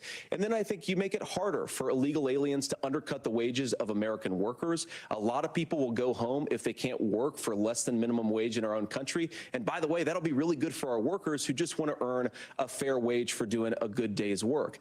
And the final point, Margaret, is you ask about family separation. Right now in this country, Margaret, we have 320,000 children that the Department of Homeland Security has effectively lost. Some of them have been sex trafficked. Some of them hopefully are at homes with their families. Some of them have been used as drug trafficking mules. The real family separation policy in this country is unfortunately Kamala Harris's wide open southern border.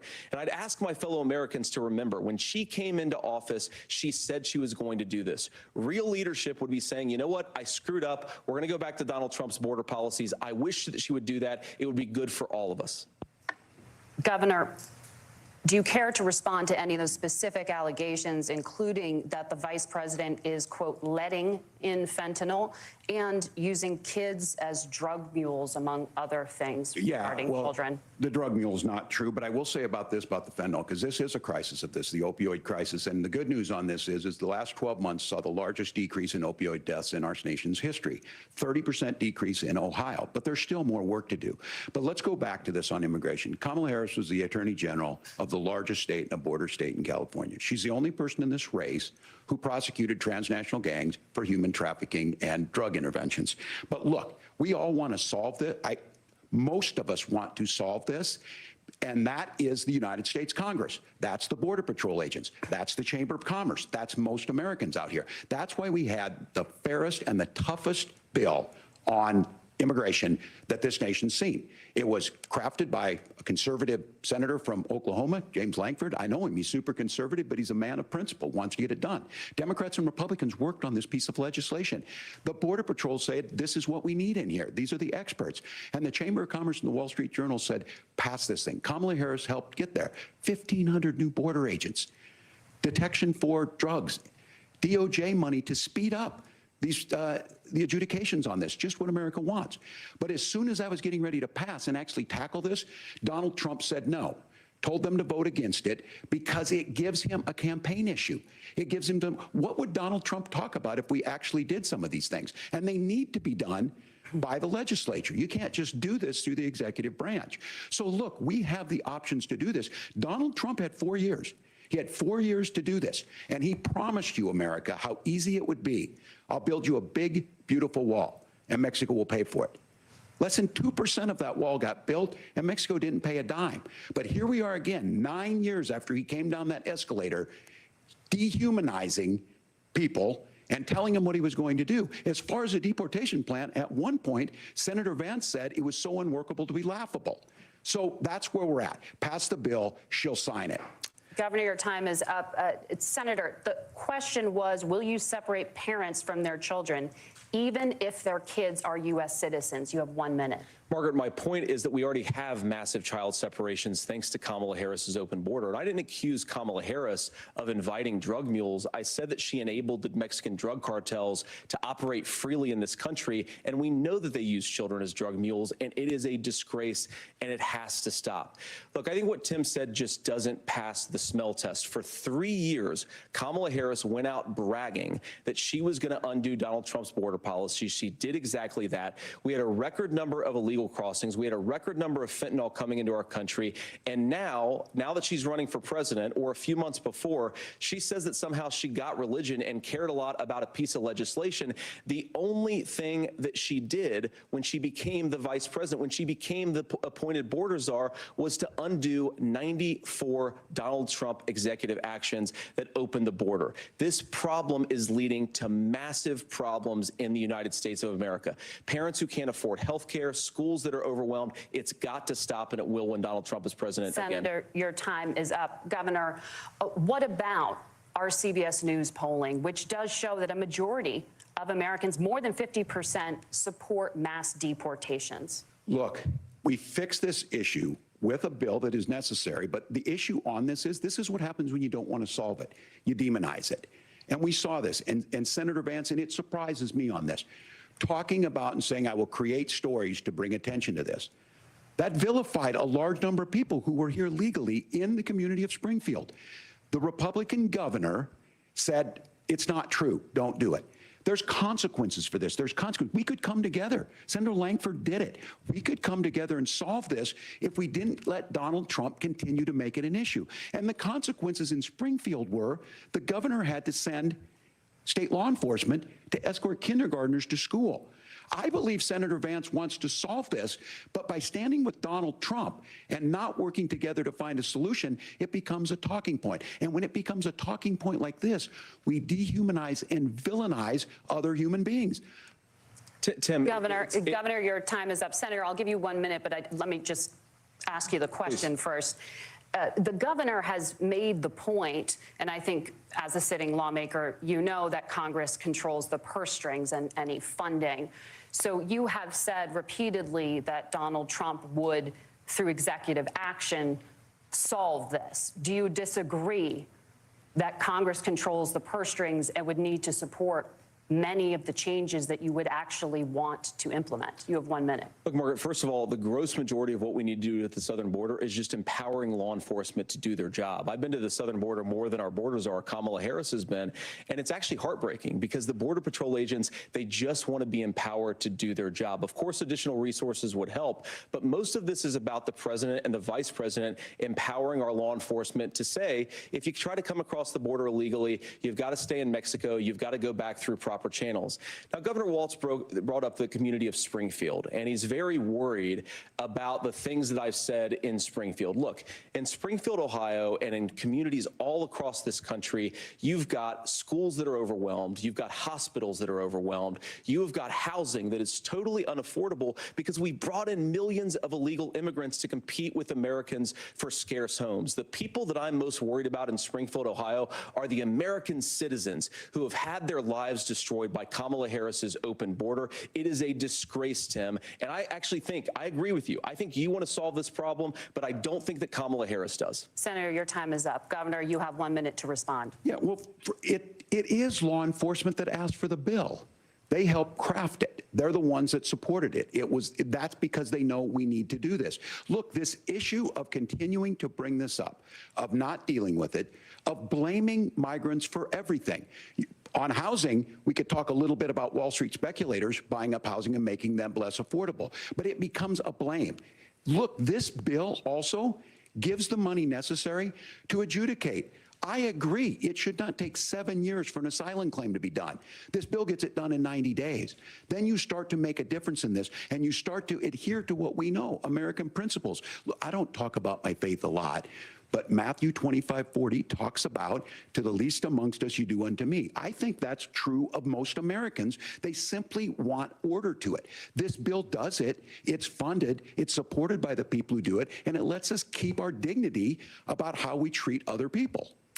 Thank you, Governor. And just to clarify for our viewers, Springfield, Ohio does have a large number of Haitian migrants who have legal status, temporary protected status. Well, Margaret, but thank you, Senator. We have so much to get to. Margaret, I think it's important because we're going to turn out of the economy. Thank you, Margaret. The rules were that you guys weren't going to fact check, and since you're fact checking me, I think it's important to say what's actually going on. So there's an application called the CBP One app, where you can go on as an illegal migrant, apply for asylum or apply for parole, and be granted legal status at the wave of a Kamala Harris open border wand.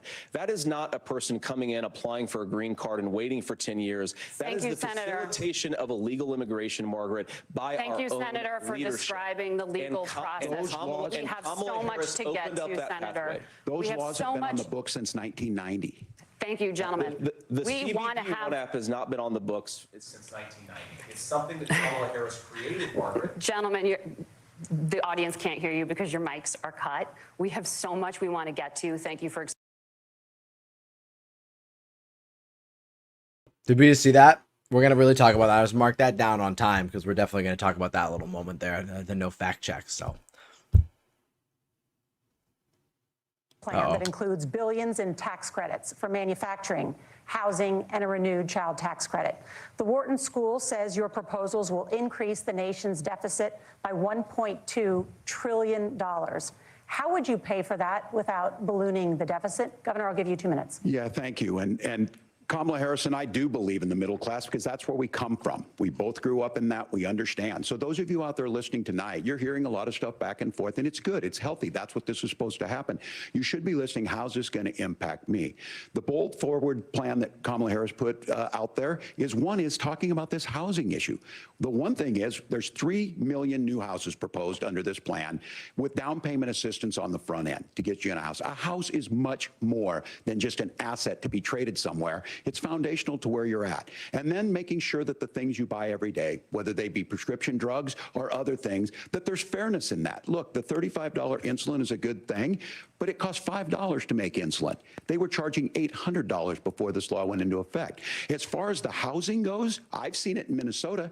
12% more houses in Minneapolis, prices went down on rent 4%. It's working. And then making sure tax cuts go to the middle class. $6,000 child tax credit, we have one in Minnesota, reduces childhood poverty by 1/3. We save money in the long run, and we do the right thing for families. And then getting businesses off the ground. The law as it stands right now is $5,000 tax credit for small business, increasing that to $50,000. Now, this is a philosophical difference between us. Donald Trump made a promise, and I'll give you this. He kept it. He took folks to Mar-a-Lago, said, you're rich as hell, I'm going to give you a tax cut. He gave the tax cuts that predominantly went to the top class. What happened there was an $8 trillion increase in the national debt, the largest ever. Now he's proposing a 20% consumption or sales tax on everything we bring in. Everyone agrees, including businesses, it would be destabilizing it, it would increase inflation and potentially lead to a recession. Look, this is simple for you. Where are we going? Kamala Harris has said to do the things she wants to do, we'll just ask the wealthiest to pay their fair share. When you do that, our system works best, more people are participating in it, and folks have the things that they need. Senator, I want to give you a moment to respond on that. But similarly, the Wharton School has done an analysis of the Trump plan and says it would increase the nation's deficit by $5.8 trillion. My question is the same for you. How do you pay for all that without ballooning the deficit? I'll give you 2 minutes. Well, first of all, you're going to hear a lot from Tim Walz this evening, and you just heard it in the answer. A lot of what Kamala Harris proposes to do, and some of it, I'll be honest with you, it even sounds pretty good. Here's what you won't hear, is that Kamala Harris has already done it. Because she's been the vice president for 3.5 years. She had the opportunity to enact all of these great policies, and what she's actually done instead is drive the cost of food higher by 25%, drive the cost of housing higher by about 60%, open the American southern border and make middle-class life unaffordable for a large number of Americans. If Kamala Harris has such great plans for how to address middle-class problems, then she ought to do them now. Not when asking for a promotion, but in the job the American people gave her 3.5 years ago. And the fact that she isn't tells you a lot about how much you can trust her actual plans. Now, Donald Trump's economic plan is not just a plan, but it's also a record. A lot of those same economists attack Donald Trump's plan, and they have PhDs, but they don't have common sense and they don't have wisdom, because Donald Trump's economic policies delivered the highest take-home pay in a generation in this country, 1.5% inflation, and to boot, peace and security all over the world. So when people say that Donald Trump's economic plan doesn't make sense, I say look at the record. He delivered rising take-home pay for American workers.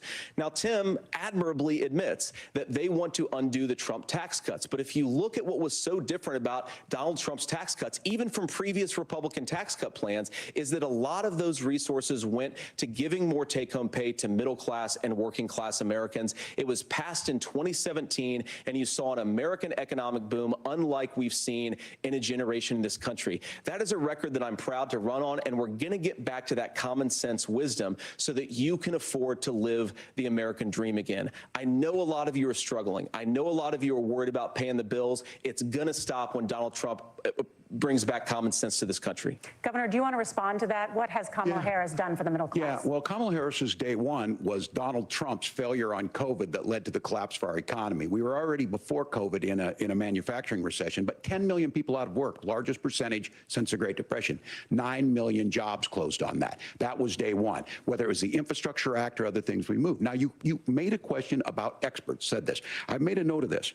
Economists can't be trusted. Science can't be trusted. National security folks can't be trusted. Look, if you're going to be president, you don't have all the answers. Donald Trump believes he does. My pro tip of the day is this. If you need heart surgery, listen to the people at the Mayo Clinic in Rochester, Minnesota, not Donald Trump. And the same thing goes with this. And I ask you out there, teachers, nurses, truck drivers, or whatever, how is it fair that you're paying your taxes every year and Donald Trump hasn't paid any federal tax in the last 15 years, and the last year as president? That's what's wrong with the system. There's a way around it, and he's bragged about that. We're just asking for fairness in it, and that's all you want. You have a minute. Governor, you say trust the experts. But those same experts for 40 years said that if we shipped our manufacturing base off to China, we'd get cheaper goods. They lied about that. They said if we shipped our industrial base off to other countries, to Mexico and elsewhere, it would make the middle class stronger. They were wrong about that. They were wrong about the idea that if we made America less self-reliant, less productive in our own nation, that it would somehow make us better off, and they were wrong about it. And for the first time in a generation, Donald Trump had the wisdom and the courage to say to that bipartisan consensus, we're not doing it anymore. We're bringing American manufacturing back. We're unleashing American energy. We're going to make more of our own stuff. And this isn't just an economic issue. I mean, I've got 3 beautiful little kids at home, 7, 4, and 2, and I love them very much, and I hope they're in bed right now.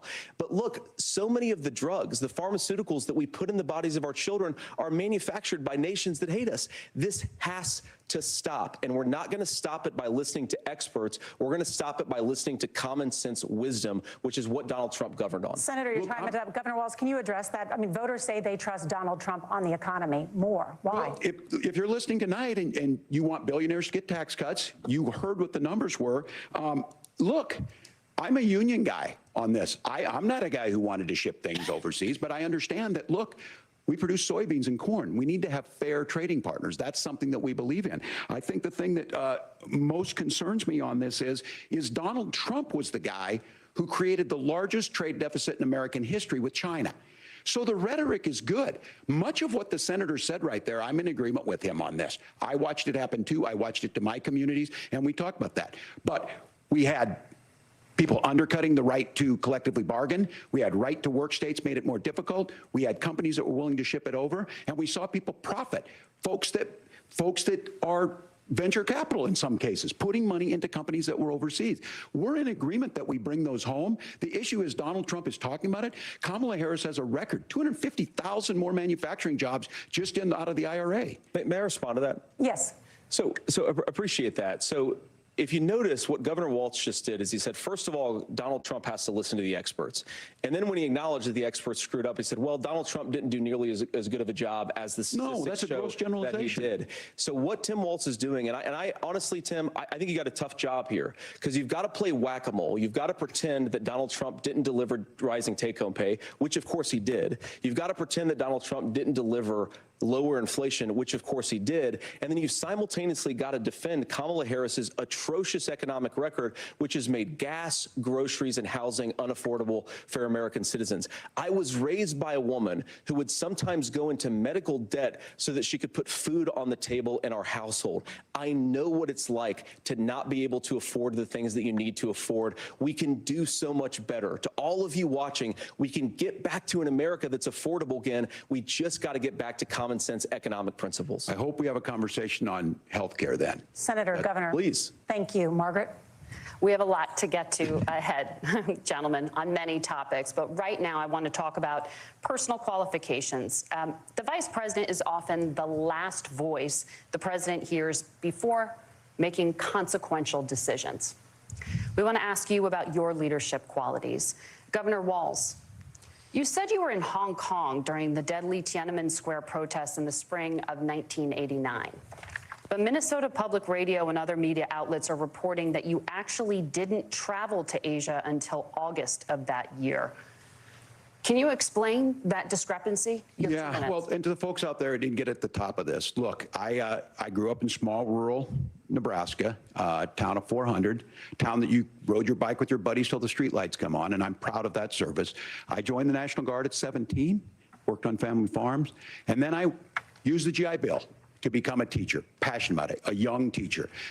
My first year out, I got the opportunity in the summer of '89 to travel to China. 35 years ago, be able to do that. I came back home and then started a program to take young people there. We would take basketball teams, we would take baseball teams, we would take dancers, and we would go back and forth to China. The issue for that was to try and learn. Now look, my community knows who I am. They saw where I was at.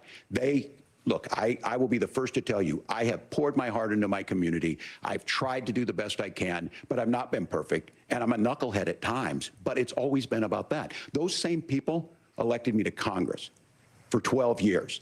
And in Congress, I was one of the most bipartisan people, working on things like farm bills that we got done, working on veterans benefits. And then the people of Minnesota were able to elect me to governor twice. So look, my commitment has been from the beginning to make sure that I'm there for the people, to make sure that I get this right. I will say more than anything, many times I will talk a lot. I will get caught up in the rhetoric. But being there, the impact it made, the difference it made in my life, I learned a lot about China. I hear the critiques of this. I would make the case that Donald Trump should have come on one of those trips with us. I guarantee you he wouldn't be praising Xi Jinping about COVID. And I guarantee you he wouldn't start a trade war that he ends up losing. So this is about trying to understand the world. It's about trying to do the best you can for your community. And then it's putting yourself out there and letting your folks understand what it is. My commitment, whether it be through teaching, which I was good at, or whether it was being a good soldier or was being a good member of Congress, those are the things that I think are the values that people care about. Governor, just to follow up on that, the question was, can you explain the discrepancy? All I said on this was, I got there that summer and misspoke on this. So I will just, that's what I've said. So I was in Hong Kong and China during the democracy protests went in. And from that, I learned a lot of what needed to be in governance. Thank you, Governor. Senator Vance, in 2016, you called your running mate, Donald Trump, unfit for the nation's highest office, and you said he could be America's Hitler. I know you've been asked many times, and you've said you regret those comments and explained you then voted for Donald Trump in 2020. But the Washington Post reported new messages last week in which you also disparaged Trump's economic record while he was president, writing to someone in 2020, quote, Trump thoroughly failed to deliver his economic populism. You're now his running mate, and you've shifted many of your policy stances to align with his. If you become vice president, why should Americans trust that you will give Donald Trump the advice he needs to hear and not just the advice he wants to hear? You have 2 minutes. Well, first of all, Margaret, because I've always been open. And sometimes, of course, I've disagreed with the president, but I've also been extremely open about the fact that I was wrong about Donald Trump. I was wrong, first of all, because I believed some of the media stories that turned out to be dishonest fabrications of his record. But most importantly, Donald Trump delivered for the American people. Rising wages, rising take-home pay, an economy that worked for normal Americans, a secure southern border, a lot of things, frankly, that I didn't think he'd be able to deliver on. And yeah, when you screw up, when you misspeak, when you get something wrong and you change your mind, you ought to be honest with the American people about it. It's one of the reasons, Margaret, why I've done so many interviews is because I think it's important to actually explain to the American people where I come down on the issues and what changed. Now, you pointed out the messages from 2020. Margaret, I've been extremely consistent that I think there were a lot of things that we could have done better in the Trump administration the first round if Congress was doing its job. I strongly believe, and I've been a United States Senator, that Congress is not just a high-class debating society. It's not just a forum for senators and congressmen to whine about problems. It's a forum to govern. So there were a lot of things on the border, on tariffs, for example, where I think that we could have done so much more if the Republican Congress and the Democrats in Congress had been a little bit better about how they govern the country. They were so obsessed with impeaching Donald Trump, they couldn't actually govern. And I want to talk about this tariff issue in particular, Margaret, because Tim just accused this of being a national sales tax. Look, the one thing, and you're probably surprised to hear me praising Joe Biden, but the one thing that Joe Biden did is he continued some of the Trump tariffs that protected American manufacturing jobs. And it's the one issue, the most pro-worker part of the Biden administration, it's the one issue where Kamala Harris has run away from Joe Biden's record. Think about this. If you're trying to employ slave laborers in China at $3 a day, you're going to do that and undercut the wages of American workers unless our country stands up for itself and says you're not accessing our markets unless you're paying middle-class Americans a fair wage. Senator, your time is up. Nora? Thank you. Now to the issue of reproductive rights. Governor Walz, after Roe versus Wade was overturned, you signed a bill into law that made Minnesota one of the least restrictive states in the nation when it comes to abortion. Former President Trump said in the last debate that you believe abortion, quote, in the 9th month is absolutely fine. Yes or no? Is that what you support? I'll give you 2 minutes. That's not what the bill says, but look, this issue is what's on everyone's mind. Donald Trump put this all into motion. He brags about how great it was that he put the judges in and overturned Roe versus Wade, 52 years of personal autonomy. And then he tells us, oh, we send it to the states. It's a beautiful thing. Amanda Zaworski would disagree with you on it's a beautiful thing. A young bride in Texas waiting for their child at 18 weeks. She has a complication, a tear in the membrane. She needs to go in. The medical care at that point needs to be decided by the doctor. And that would have been an abortion. But in Texas, that would have put them in legal jeopardy. She went home, got sepsis, nearly dies, and now she may have difficulty having children. Or in Kentucky, Hadley Duvall, a 12-year-old child raped and impregnated by her stepfather. Those are horrific. Now, when God asked about that, Senator Vance said, 2 wrongs don't make a right. There is no right in this. So in Minnesota, what we did was restore Roe versus Wade. We made sure that we put women in charge of their health care. But look, this is not where, if you don't know Amanda or a Hadley, you soon will. Their Project 2025 is going to have a registry of pregnancies. It's going to make it more difficult, if not impossible, to get contraception and limit access, if not eliminate access to infertility treatments. For so many of you out there listening, me included, infertility treatments are why I have a child. That's nobody else's business, but those things are being proposed. And the catch-all on this is, well, the states will decide what's right for Texas might not be right for Washington. That's not how this works. This is basic human right. We have seen maternal mortality skyrocket in Texas, outpacing many other countries in the world. This is about health care. In Minnesota, we are ranked first in health care for a reason. We trust women, we trust doctors. Senator, do you want to respond to the governor's claim? Will you create a federal pregnancy monitoring agency? No, Nora, certainly we won't. And I want to talk about this issue because I know a lot of Americans care about it, and I know a lot of Americans don't agree with everything that I've ever said on this topic. And, you know, I grew up in a working class family in a neighborhood where I knew a lot of young women who had unplanned pregnancies and decided to terminate those pregnancies because they feel like they didn't have any other options. And, you know, one of them is actually very dear to me. And I know she's watching tonight, and I love you. And she told me something a couple years ago that she felt like if she hadn't had that abortion, that it would have destroyed her life because she was in an abusive relationship. And I think that what I take from that as a Republican who proudly wants to protect innocent life in this country, who proudly wants to protect the vulnerable, is that my party, we've got to do so much better of a job at earning the American people's trust back on this issue where they frankly just don't trust us. And I think that's one of the things that Donald Trump and I are endeavoring to do. I want us as a Republican Party to be pro-family in the fullest sense of the word. I want us to support fertility treatments. I want us to make it easier for moms to afford to have babies. I want it to make it easier for young families to afford a home so they can afford a place to raise that family. And I think there's so much that we can do on the public policy front just to give women more options.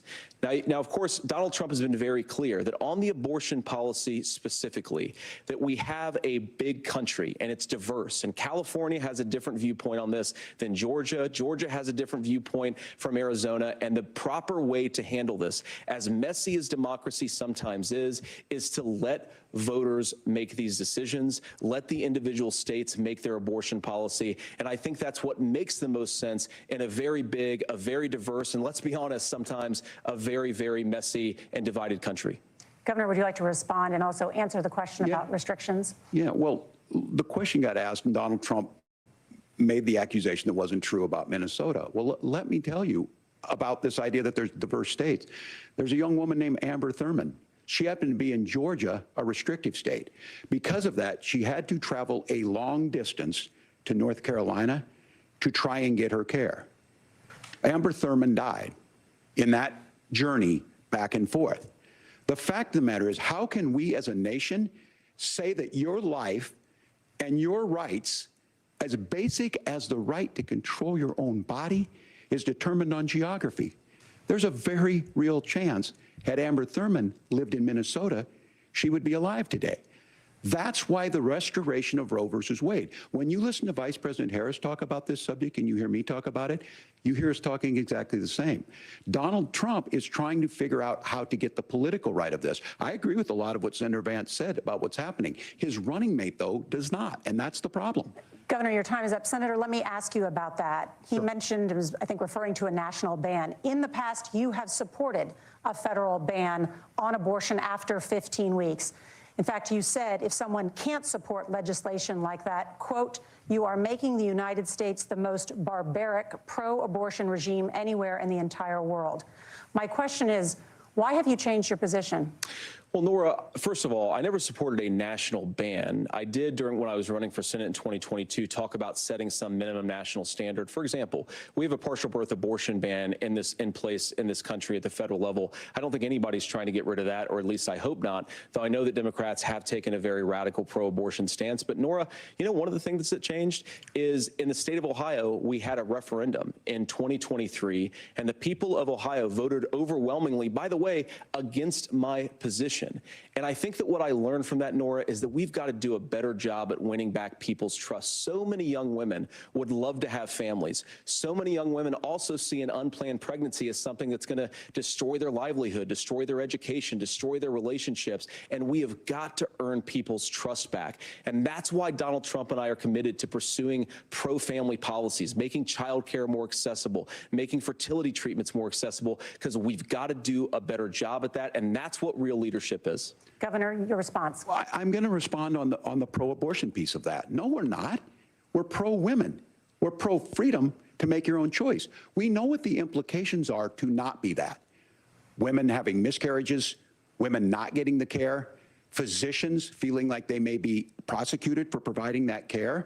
And as far as making sure that we're educating our children and giving them options, Minnesota's a state with one of the lowest teen pregnancy rates.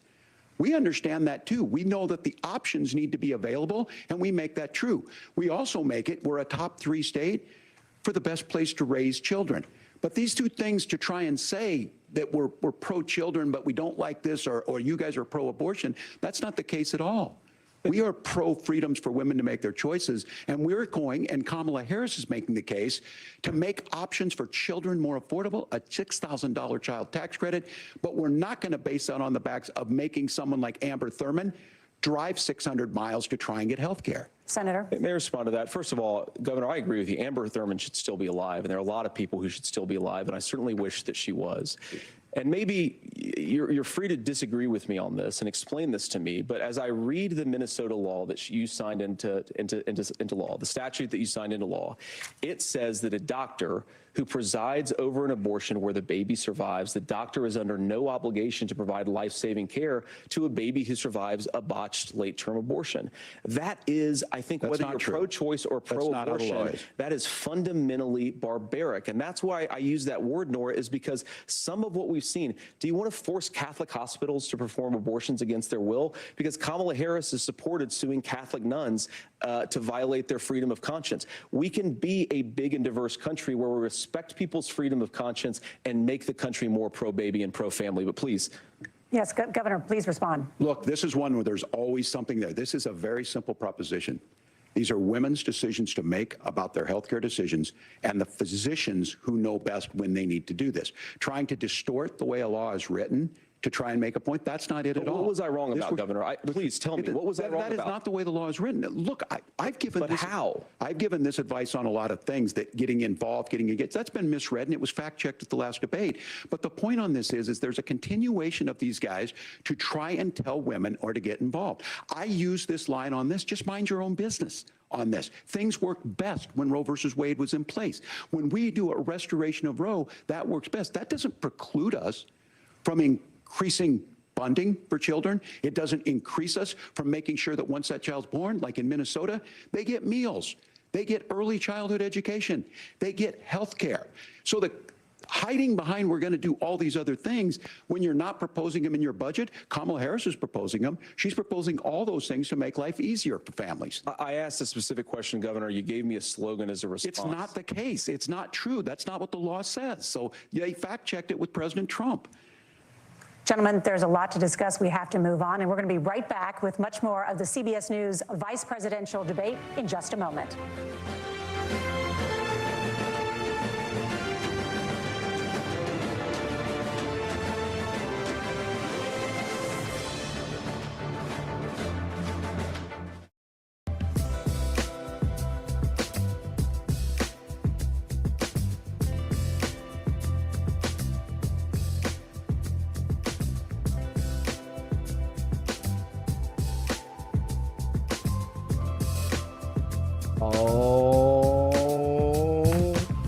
Oh, we're feeling it now. We're getting into the slow jazz vibes of the debate. All right, where are we at? What do we think? There was a couple good moments there I want to clip, but I'm just kind of jamming now to this music. I think Walz kind of said some interesting things about his communications with the CCP. I did like JD Vance's little answer there about why he changed into more of the type of conservative he is now. And I think Walz just got kind of wrecked there at the abortion in the end. What about you? Honestly, this gives me an idea. They should have a national bill. I support a national bill that this music plays at all the voting locations in the entire country. So when you walk in to vote, it's just gonna kind of be like this. Like you're kind of at a hotel in like St. Lucia, right? Ooh, you're loud. Yeah. Tyler, what do you think? Yeah, every voting location at the DMV too. At the DMV too. Seriously, if they did this at government buildings, you put this at the DMV, you know, maybe people just be a little more nice, a little nicer, a little more vibey. The problem is there's no music at the DMV. You know, it's weird. I went into a Chipotle the other day, and it was so weird. And I was like, "What is wrong with this?" Oh, there's no music playing.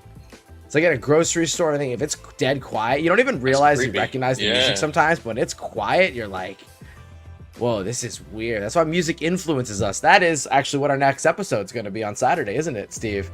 About the influence of mind can house frequencies and music and Hollywood, the magic wand that is Hollywood. The biggest thing we're going to be looking at is the process of digital book burning, and we're going to compare it to the way that tyrants used to get rid of opposing information in the past compared to how they do it today at just the click of a button. And it looks like we might be coming back very soon. Oh, no. Do you think they have... All right. So they had to take a pee break. That's good. So what do you guys think? What was your favorite little part? Was there anything? Was there any hits? I think Vance scored a couple points. The one in the end on the abortion definitely scored some points on him. I definitely think that it's silly for Walz to keep talking about Project 2025. Yeah, that didn't really hit. It doesn't hit because, one, they said that they're not involved with it. They don't really know much about it. And it's most of the information in Project 2025 is very opposite of what Trump said. Like, for instance, they're talking about full ban on abortion. And the ex-president has already said that he wants to leave it to the states. That, amongst other dozens of pieces of information, just don't match up. So why keep bringing it up? So what do you Oh. What's up? No, did I lose you there? Oh my gosh, I'm having infinite talk down. All right, I heard you talking, but it was actually through another video because we're not quite technologically developed yet. We're new here. All right, 10 seconds. Back in 10 seconds. Tyler, what do you think? Tyler, what are they gonna? What's the topic? I think the topic's gonna be about Trump. Okay. No. Good thing it's not a drinking game. And we're back.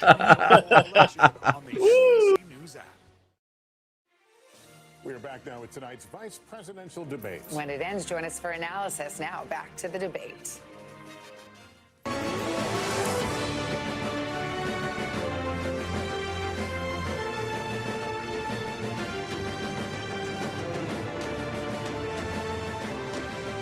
Welcome back to the CBS News Vice Presidential Debate. We want to turn now to America's gun violence epidemic. The leading cause of death for children and teens in America is by firearms. Senator Vance, you oppose most gun legislation that Democrats claim would curb gun violence. You oppose red flag gun laws and legislation to ban certain semi-automatic rifles, including AR-15s. So let me ask you, earlier this year, for the first time, the parents of a school shooter were convicted of involuntary manslaughter and sentenced to 10 years in prison. Do you think holding parents responsible could curb mass shootings? I'll give you 2 minutes. Yeah, well, Nora, on that particular case, I don't know the full details, but I certainly trust local law enforcement and local authorities to make those decisions. I think in some cases the answer is going to be yes, and in some cases the answer is going to be no. And the details really matter here, of course. For example, if a kid steals a gun, that's going to be different than if a parent hands over a gun knowing that their kid is potentially dangerous. But look, I want to just sort of speak as a father of 3 beautiful little kids, and our oldest is now in 2nd grade. And like a lot of parents, we send our kids to school with such hope and such joy and such pride at their little faces on the first day of school. And we know, unfortunately, that a lot of kids are going to experience this terrible epidemic of gun violence. And of course, our hearts go out to the families that are affected by this terrible stuff. And we do have to do better. And I think that Governor Walz and I actually probably agree that we need to do better on this. The question is just, how do we actually do it? Now, here's something that really bothers me and worries me about this epidemic of violence. The gross majority, close to 90% in some of the statistics I've seen, of the gun violence in this country is committed with illegally obtained firearms. And while we're on that topic, we know that thanks to Kamala Harris's open border, we've seen a massive influx in the number of illegal guns run by the Mexican drug cartels. So that number, the amount of illegal guns in our country is higher today than it was 3.5 years ago. But what do we do about the schools? What do we do to protect our kids? And I think the answer is, and I say this not loving the answer, because I don't want my kids to go to school in a school that feels unsafe or where there are visible signs of security. But I unfortunately think that we have to increase security in our schools. We have to make the doors lock better. We have to make the doors stronger. We've got to make the windows stronger. And of course, we've got to increase school resource officers, because the idea that we can magically wave a wand and take guns out of the hands of bad guys, it just doesn't fit with recent experience. So we've got to make our schools safer. And I think we've got to have some common sense bipartisan solutions for how to do that. Governor, you have 2 minutes. Well, I think all the parents watching tonight, this is your biggest nightmare. Look, I got a 17-year-old, and he witnessed a shooting at a community center playing volleyball. Those things don't leave you. As a member of Congress, I sat in my office surrounded by dozens of the Sandy Hook parents, and they were looking at my 7-year-old picture on the wall. Their 7-year-old were dead, and they were asking us to do something. And look, I'm a hunter. I own firearms. The vice president is. We understand that the Second Amendment is there, but our first responsibility is to our kids to figure this out. In Minnesota, we've enacted enhanced red flag laws, enhanced background checks, and we can start to get data. But here's the problem. If we really want to solve this, we've got folks that won't allow research to be even done on gun violence. And this idea that we should just live with it, and here's what I do think, that this is a good start to the conversation. I 100% believe that Senator Vance hates it when these kids, it's abhorrent and it breaks your heart. I agree with that. But that's not far enough when we know there are things that worked. I've spent time in Finland and seen some Finnish schools. They don't have this happen, even though they have a high gun ownership rate in the country. There are reasonable things that we can do to make a difference. It's not infringing on your Second Amendment. And the idea to have some of these weapons out there, it just doesn't make any sense. Kamala Harris, as an attorney general, worked on this issue. She knows that it's there. No one's trying to scaremonger and say we're taking your guns, but I ask all of you out there, do you want your schools hardened to look like a fort? Is that what we have to go? When we know there's countries around the world that their children aren't practicing these types of drills. They're being kids. We owe it to them to get a fix. These are things that shouldn't be that difficult. You can still keep your firearms, and we can make a difference. We have to. If you're listening tonight, this breaks your heart. Senator. Tim, first of all, I didn't know that your 17-year-old witnessed a shooting. I'm sorry about that, and I hope that he's doing okay. Christ have mercy. It is awful. And I appreciate what Tim said, actually, about Finland, because I do think it illustrates some of the frankly, weird differences between our own country's gun violence problem and Finland. Okay, first of all, we have way higher rates of mental health abuse, or mental health substance abuse. We have way higher rates of depression, way higher rates of anxiety. We unfortunately have a mental health crisis in this country that I really do think that we need to get to the root causes of, because I don't think it's the whole reason why we have such a bad gun violence problem, but I do think it's a big piece of it. Another driver of the gun violence epidemic, especially that affecting our kids, it doesn't earn as many headlines, but is the terrible gun violence problem in a lot of our big cities. And this is why we have to empower law enforcement to arrest the bad guys, put them away, and take gun offenders off the streets. I think there's a whole host of things that we can do here, but I do think at our schools we've got to talk about more security. Senator, thank you. Governor, you previously opposed an assault weapons ban, but only later in your political career did you change your position. Why? Yeah, I sat in that office with those Sandy Hook parents. I've become friends with school shooters. I've seen it. Look, the NRA, I was an NRA guy for a long time. They used to teach gun safety. I'm of an age where my shotgun was in my car so I could pheasant hunt after football practice. That's not where we live today. And several things I want to mention on this is talking about cities and where it's at. The number one where the most firearm deaths happen in Minnesota are rural suicides. And we have an epidemic of children getting guns and shooting themselves. And so we have, and we should look at all of the issues. Making sure folks have health care and all that, but I want to be very careful. This idea of stigmatizing mental health, just because you have a mental health issue doesn't mean you're violent. And I think what we end up doing is we start looking for a scapegoat. Sometimes it just is the guns. It's just the guns, and there are things that you can do about it. But I do think that this is one, and I think this is a healthy conversation. I think there's a capacity to find solutions on this that work, protect Second Amendment, protect our children. That's our priority. Gentlemen, thank you. Margaret? Thank you, Nora.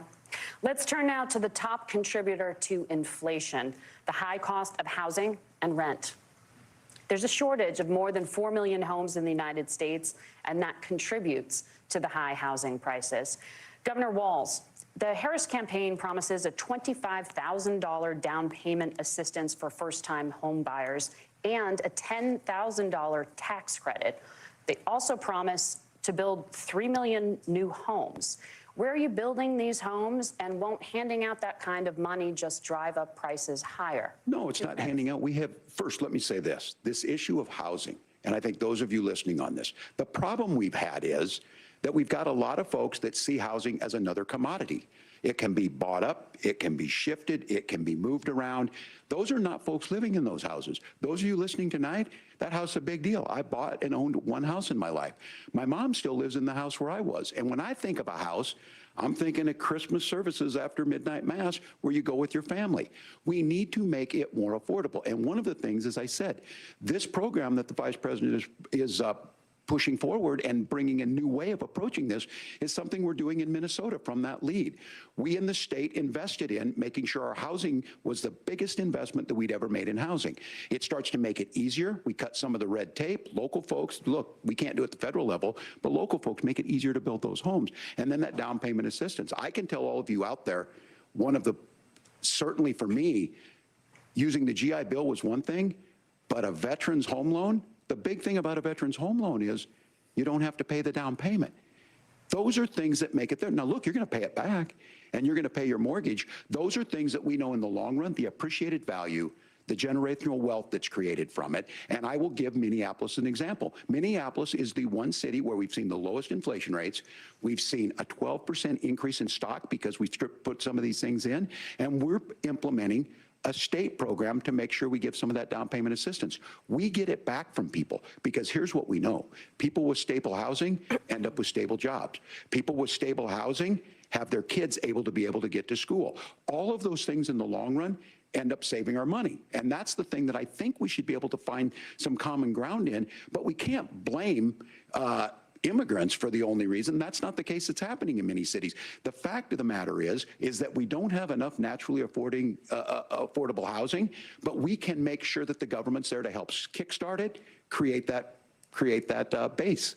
Governor, your time is up. Senator Vance, as far as your campaign's position, the promise is to seize federal lands to build homes, remove regulation, provide tax breaks, and cut back on immigration, which you say pushes up prices. Where are you going to build all the new homes you're promising, and what part of any of this plan will provide immediate relief? You have 2 minutes. Well, first of all, Tim just said something that I agree with. We don't want to blame immigrants for higher housing prices, but we do want to blame Kamala Harris for letting in millions of illegal aliens into this country, which does drive up costs, Tim. 25 million illegal aliens competing with Americans for scarce homes is one of the most significant drivers of home prices in the country. It's why we have massive increases in home prices that have happened right alongside massive increases in illegal alien alien populations under Kamala Harris's leadership. Now, Tim just mentioned a bunch of ideas. Now, some of those ideas I actually think are halfway decent, and some of them I disagree with. But the most important thing here is Kamala Harris is not running as a newcomer to politics. She is the sitting vice president. If she wants to enact all of these policies to make housing more affordable, I invite her to use the office that the American people already gave her, not sit around and campaign and do nothing while Americans find the American dream of homeownership completely unaffordable. Now, you asked, Margaret, what would immediately change the equation for American citizens? If you lower energy prices, as Donald Trump says, drill, baby, drill, one of the biggest drivers of housing costs aside from illegal immigration is, think about it, if a truck driver is paying 40% more for diesel, then the lumber he's delivering to the job site to build the house is also going to become a lot more expensive. If we open up American energy, you will get immediate pricing relief for American citizens, not, by the way, just in housing, but in a whole host of other economic goods, too.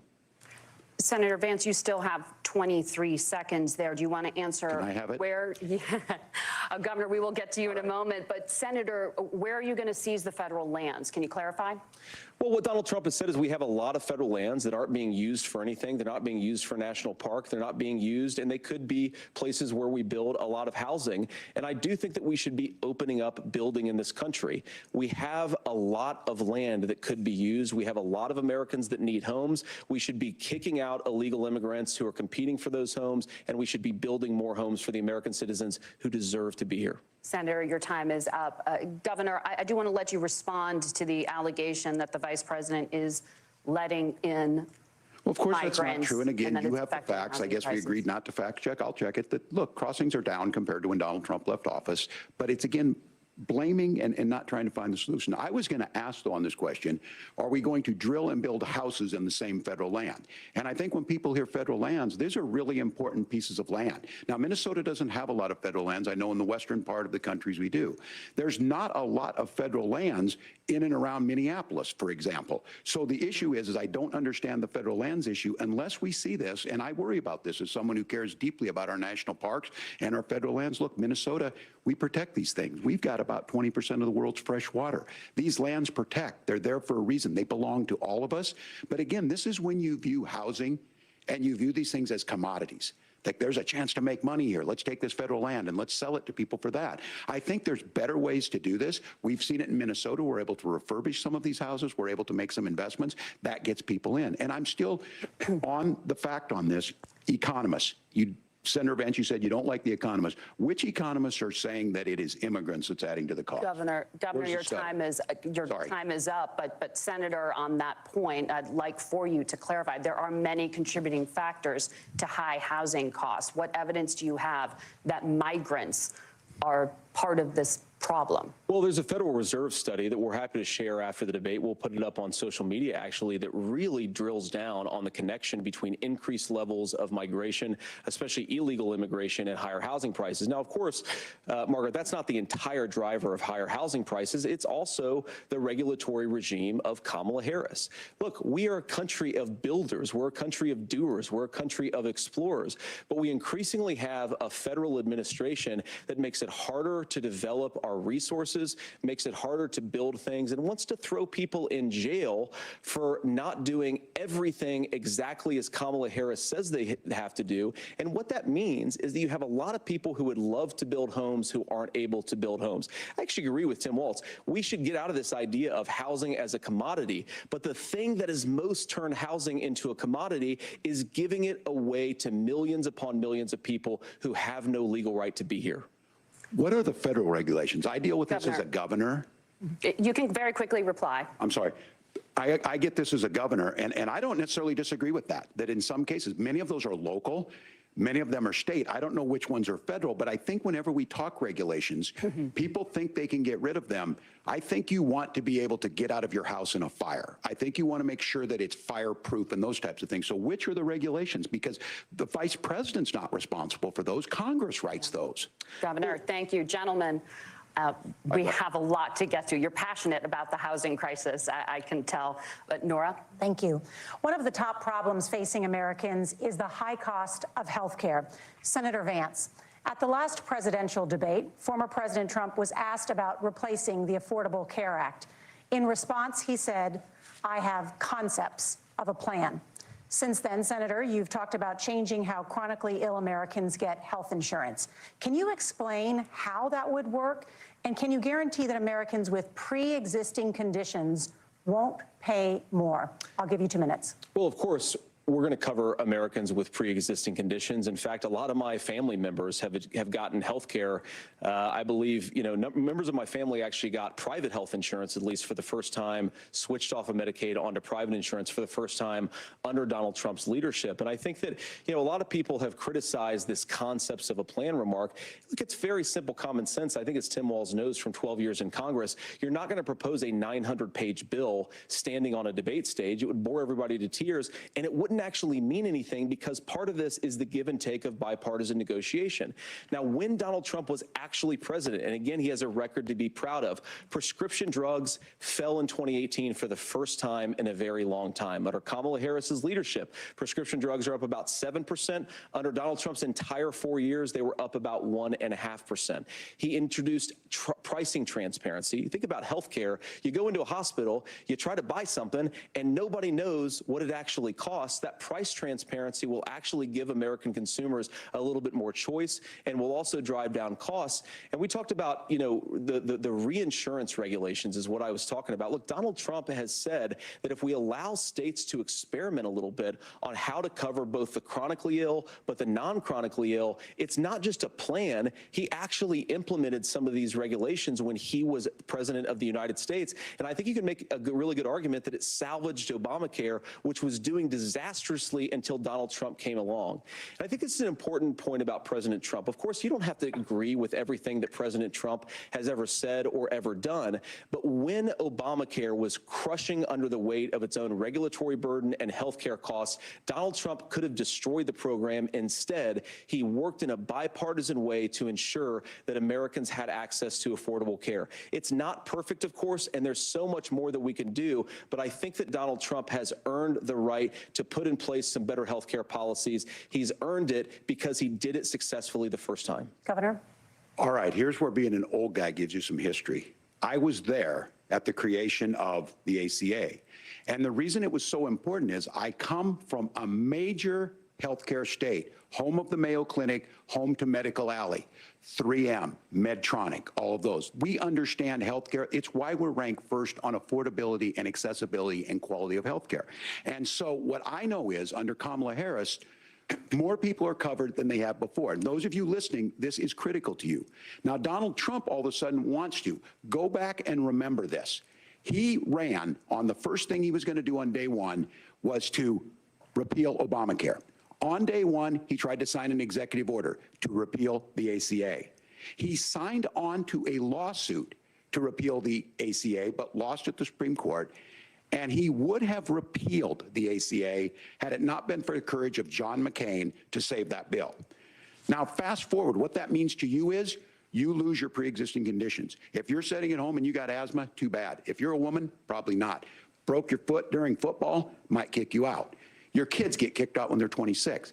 Kamala Harris negotiated drug prices for the first time with Medicare. We have 10 drugs that will come online, the most common ones that'll be there. But look, this issue, and when Donald Trump said, I've got a concept of a plan, it cracked me up as a fourth grade teacher because my kids would have never given me that.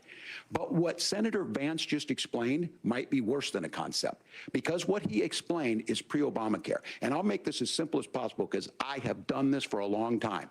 What they're saying is, if you're healthy, why should you be paying more? So what they're going to do is let insurance companies pick who they insure because guess what happens? You pay your premium, it's not much. They figure they're not going to have to pay out to you. But those of you a little older, gray, got cancer, you're going to get kicked out of it. That's why the system didn't work. Kamala Harris will protect and enhance the ACA. Governor, thank you. Senator, you have not yet explained how you would protect people with pre-existing conditions or laid out that plan. Well, look, we currently have laws and regulations in place right now that protect people with pre-existing conditions. We want to keep those regulations in place, but we also want to make the health insurance marketplace function a little bit better. Now, what Governor Walz just said is actually not true. A lot of what happened and the reason that Obamacare was crushing under its own weight is that a lot of young and healthy people were leaving the exchanges. Donald Trump actually helped address that problem, and he did so in a way that preserved people's access to coverage who had pre-existing conditions. But again, something that these guys do is they make a lot of claims about if Donald Trump becomes president, all of these terrible consequences are going to ensue. But in reality, Donald Trump was president. Inflation was low. Take-home pay was higher. And he saved the very program from a Democratic administration that was collapsing and would have collapsed absent his leadership. He did his job, which is govern in a bipartisan way and get results, not just complain about problems, but actually solve them. Governor, did enrollment under the Affordable Care Act go up under the Trump administration? It's higher now that we've seen it go up. Look, people are using it. The system works. And the question about this of young people or whatever, that's the individual mandate piece of this. And Republicans fought tooth and nail saying, well, Americans should be free to do this. Well, then what happens is... So you think the individual mandate's a good idea? You shrink. I think the idea of making sure the risk pool is broad enough to cover everyone, that's the only way insurance works. When it doesn't, it collapses. You are asking pre-ACA where we get people out. Look, people know that they need to be on health care. People expect it to be there. And when we are able to make it, and we are making it this way, when we incentivize people to be in the market, when we help people who might not be able to afford it get there, and we make sure then when you get sick and old, it's there for you. Because I heard people say, well, I don't want to buy into Medicare or whatever. Good luck buying health care once you get past 70. So look, the ACA works. We can continue to do better. Kamala Harris did that. The way she made everything better was negotiating those 10 drugs on Medicare for the first time in American history. Thank you. Margaret. Can I address that? I apologize. We're out of time. We have a number of subjects to discuss. Margaret. Let's talk about families in America. There is a child care crisis in this country, and the United States is one of the very few developed countries in the world without a national paid leave program for new parents. Governor Walz, you've said that if Democrats win both the White House and Congress, this is a day one priority for you. How long should employers be required to pay workers while they are home taking care of their newborns? You have 2 minutes. Yeah, well, that's negotiable, and that's what Congress worked. But here's what the deal is. Americans sitting out there right now, you may work for a big company. Look, we're home in Minnesota to some of the largest Fortune 500 companies. Kamala Harris knows that in California. Those companies provide paid family and medical leave. One is, I think they're moral and they think it's a good thing, but it also keeps their employees healthy. We in Minnesota passed a paid family and medical leave. You have a child, and I had to go back to work 5 days after my kids were born.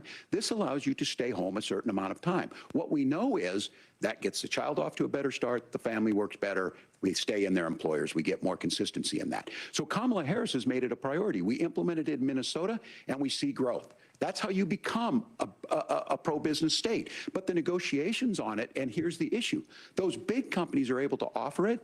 Those of you out there who don't have it, just imagine what happens if you get cancer or your child gets sick. We know what happens. You end up staying home. In some places, that means no paycheck because you've got no protection on that. This is the case of an economy that Donald Trump has set for the wealthiest amongst us. He's willing to give those tax breaks to the wealthiest. He's willing to say, bust those unions up, do whatever. What we're saying is the economy works best when it works for all of us. And so a paid family medical leave program, and I will tell you, go to the families or go to the businesses and ask them. As far as childcare on this, you have to take it at both the supply and the demand side. You can't expect the most important people in our lives to take either our children or our parents to get paid the least amount of money. And we have to make it easier for folks to be able to get into that business and then to make sure that folks are able to pay for that. We were able to do it in Minnesota, and I'm still telling you this. We were listed as the best state. We're still in crisis on this. A federal program of paid family and medical leave and help with this will enhance our workforce, enhance our families, and make it easier to have the children that you want. Governor, your time is up. Senator, do you support a national paid leave program? And if so, For how long should employers be mandated to pay their employees while they are home taking care of their newborn? You have 2 minutes. Yeah, well, first of all, Margaret, a number of my Republican colleagues and some Democrats, too, have worked on this issue. And I think there is a bipartisan solution here because a lot of us care about this issue. I mean, look, I speak from this very personally because I'm married to a beautiful woman who is an incredible mother to our 3 beautiful kids, but is also a very, very brilliant corporate litigator. And I'm so proud of her. But being a working mom, even for somebody with all of the advantages of my wife, is extraordinarily difficult. And it's not just difficult from a policy perspective. She actually had access to paid family leave because she worked for a bigger company, but the cultural pressure on young families and especially young women, I think makes it really hard for people to choose the family model they want. A lot of young women would like to go back to work immediately. Some would like to spend a little time home with the kids. Some would like to spend longer at home with the kids. We should have a family care model that makes choice possible. And I think this is a very important substantive difference between Donald Trump and Kamala Harris's approach. I mean, look, if you look at the federal programs that we have that support paid family leave right now, the Community Development Block Grant, and there's another block grant program that spends a lot of money from the federal government. These programs only go to one kind of child care model. Let's say you'd like your church maybe to help you out with child care. Maybe you live in a rural area or an urban area and you'd like to get together with families in your neighborhood to provide child care in the way that makes the most sense. You don't get access to any of these federal monies. We want to promote choice in how we deliver family care and how we promote child care because, look, it is unacceptable. And, you know, of course, Tim and I have been on the campaign trail a lot the past 7 or 8 weeks.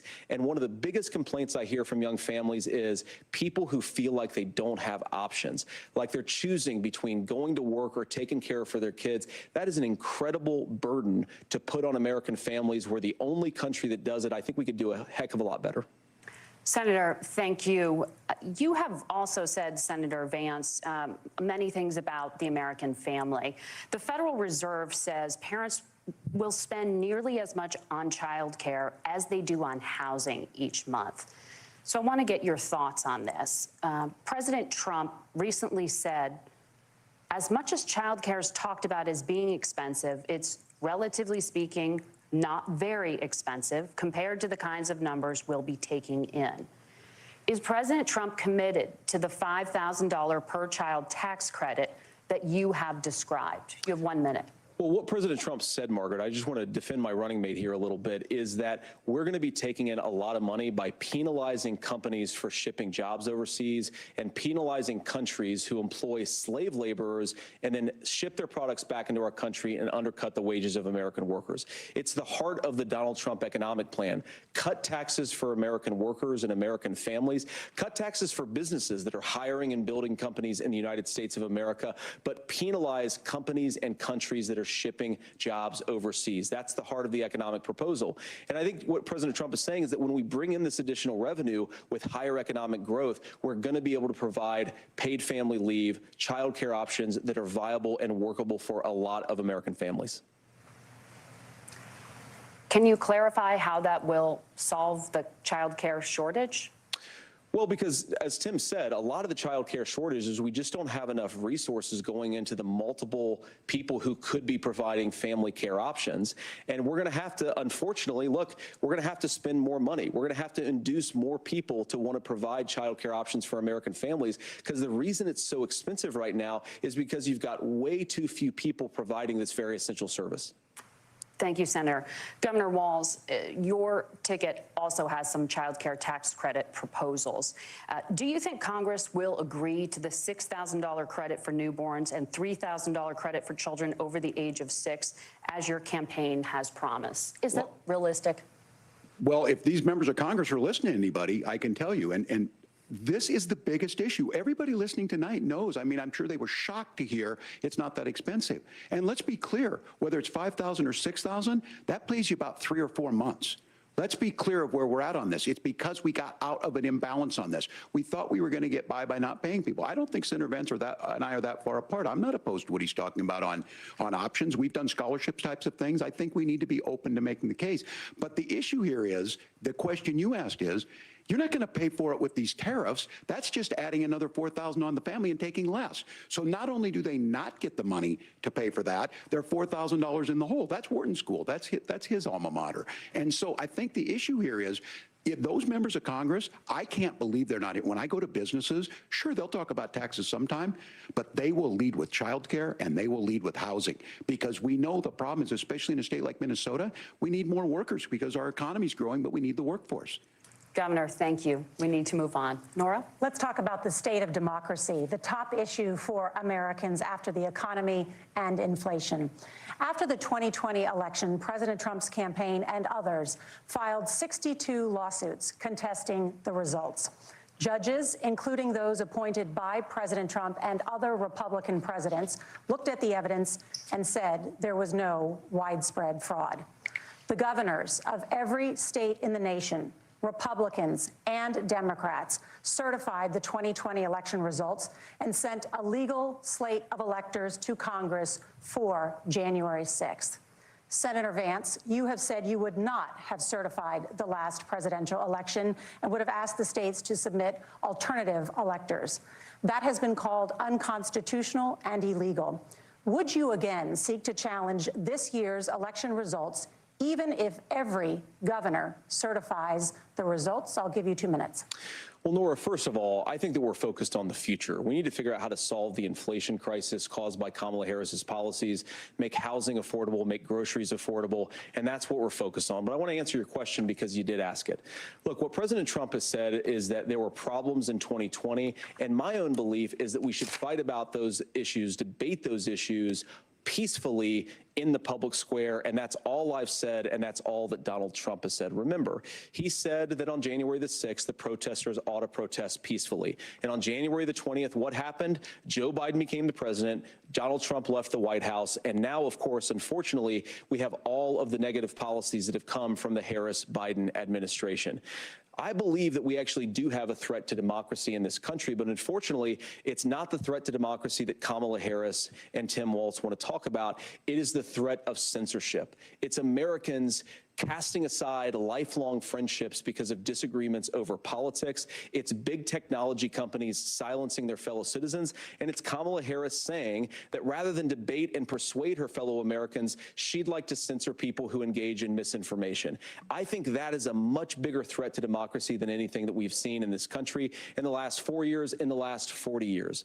Now, I'm really proud, especially given that I was raised by two lifelong blue-collar Democrats, to have the endorsement of Bobby Kennedy Jr. and Tulsi Gabbard, lifelong leaders in the Democratic coalition. And of course, they don't agree with me and Donald Trump on every issue. We don't have to agree on every issue, but we're united behind a basic American First Amendment principle that we ought to debate our differences. We ought to argue about them. We ought to try to persuade our fellow Americans. Kamala Harris is engaged in censorship at an industrial scale. She did it during COVID. She's done it over a number of other issues. And that, to me, is a much bigger threat to democracy than what Donald Trump said when he said that protesters should peacefully protest on January the 6th. Governor? Well, I've enjoyed tonight's debate, and I think there was a lot of commonality here, and I'm sympathetic to misspeaking on things, and I think I might have with the senator. Me too, man. There's one though that this one is troubling to me, and I say that because I think we need to tell the story. Donald Trump refused to acknowledge this, and the fact is that I don't think we can be the frog in the pot and let the boiling water go up. He was very clear. I mean, he lost this election, and he said he didn't. 140 police officers were beaten at the Capitol that day, some with the American flag. Several later died. And it wasn't just in there. In Minnesota, a group gathered on the state capitol grounds in St. Paul and said, we're marching to the governor's residence and there may be casualties. The only person there was my son and his dog, who was rushed out crying by state police. That issue, and Mike Pence standing there as they were chanting, hang Mike Pence. Mike Pence made the right decision. So, Senator, it was adjudicated over and over and over. I worked with kids long enough to know, and I said as a football coach, sometimes you really want to win, but the democracy is bigger than winning an election. You shake hands, and then you try and do everything you can to help the other side win. That's what was at stake here. Now, the thing I'm most concerned about is the idea that imprisoning your political opponents, already laying the groundwork for people not accepting this. And a president's words matter. A president's words matter. People hear that. So I think this issue of settling our differences at the ballot box, shaking hands when we lose, being honest about it, but to deny what happened on January 6th, the first time in American history that a president or anyone tried to overturn a fair election and the peaceful transfer of power. And here we are 4 years later in the same boat. I will tell you this, that when this is over, we need to shake hands this election, and the winner needs to be the winner. This has got to stop. It's tearing our country apart. Margaret? Senator Vance, did you want to respond to that? Yeah, well, look, Tim, first of all, it's really rich for Democratic leaders to say that Donald Trump is a unique threat to democracy when he peacefully gave over power on January the 20th, as we have done for 250 years in this country. We are going to shake hands after this debate and after this election. And of course, I hope that we win, and I think we're going to win. But if Tim Walz is the next vice president, he'll have my prayers, he'll have my best wishes, and he'll have my help whenever he wants it.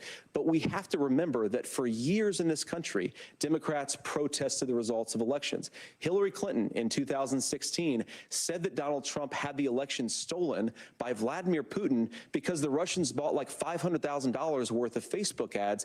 This has been going on for a long time. And if we want to say that we need to respect the results of the election, I'm on board. But if we want to say, as Tim Walz is saying, that this is just a problem that Republicans have had, I don't buy that. Governor. January 6th was not Facebook ads. And I think a revisionist history on this. Look, I don't understand how we got to this point. But the issue was that happened.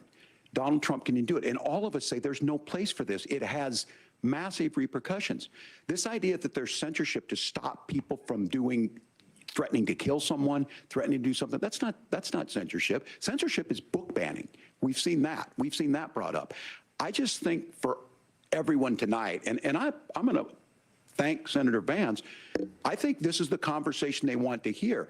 And I think there's a lot of agreement, but this is one that we are miles apart on. This was a threat to our democracy in a way that we had not seen. And it manifested itself because of Donald Trump's inability to say. He is still saying he didn't lose the election. I would just ask that. Did he lose the 2020 election? Tim, I'm focused on the future. Did Kamala Harris censor Americans from speaking their mind in the wake of the 2020 COVID situation? That is a damning non-answer. It's a damning non-answer for you to not talk about censorship. Obviously, Donald Trump and I think that there were problems in 2020. We've talked about it. I'm happy to talk about it further. But you guys attack us for not believing in democracy. The most sacred right under the United States democracy is the First Amendment. You yourself have said there's no First Amendment right to misinformation. Kamala Harris wants to use the power of government and big tech to silence people from speaking their minds. That is a threat to democracy that will long outlive this present political moment. I would like Democrats and Republicans to both reject censorship. Let's persuade one another. Let's argue about ideas, and then let's come together afterwards. You can't yell fire in a crowded theater. That's the test. That's the Supreme Court test. Tim, fire in a crowded theater. You guys wanted to kick people off of Facebook for saying that toddlers shouldn't wear masks. Senator, the governor does have the floor. Fire in a crowded theater. That is criticizing the policies of the government, which is the right of every American. Senator, the governor does have the floor for 1 minute to respond to you. Yeah, well, I don't run Facebook. What I do know is I see a candidate out there who refused, and now again, and this, I'm pretty shocked by this. He lost the election. This is not a debate. It's not anything anywhere other than in Donald Trump's world. Because look, when Mike Pence made that decision to certify that election, that's why Mike Pence isn't on this stage. What I'm concerned about is, where is the firewall with Donald Trump? Where is the firewall if he knows he could do anything, including taking an election, and his vice president's not going to stand to it? That's what we're asking you, America. Will you stand up? Will you keep your oath of office, even if the president doesn't? And I think Kamala Harris would agree. She wouldn't have picked me if she didn't think I would do that, because of course that's what we would do. So America, I think you've got a really clear choice on this election of who's going to honor that democracy and who's going to honor Donald Trump. Governor, your time is up. Thank you, gentlemen. We will be right back with both of our candidates. The CBS News vice presidential debate continues.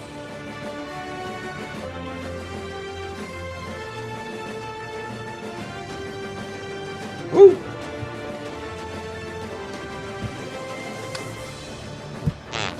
guy. Hello. And Hello. I mean, wow. Well, That got a little spicy in the second half. something special. We got a little lounge music. Why don't you put it in the corner? You put the Yeah. fourth screen in the corner there. Can you fourth screen us? Oh, there we go. All right. Just so you know, shout out to NBC News, I guess. And shout out to Margaret. Why aren't we on C-SPAN? I thought we were going to use C-SPAN for these feeds.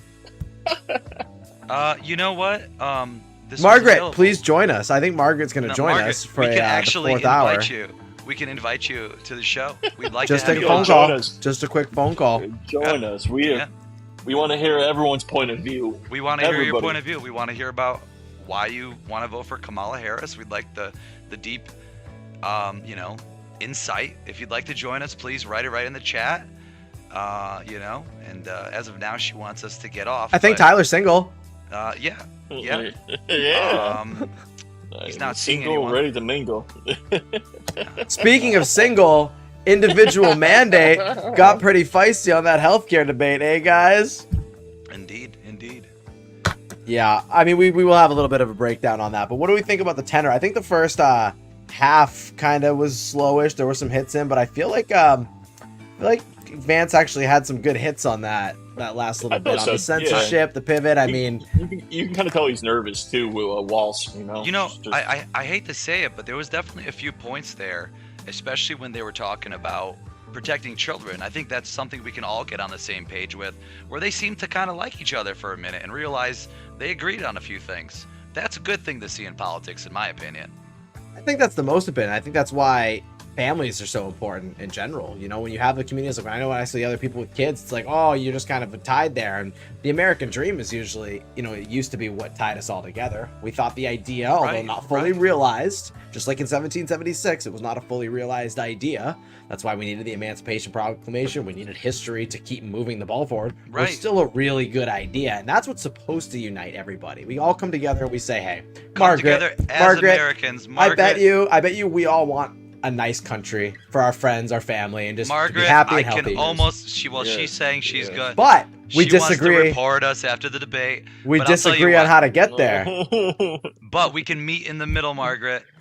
I know we can meet there in the middle.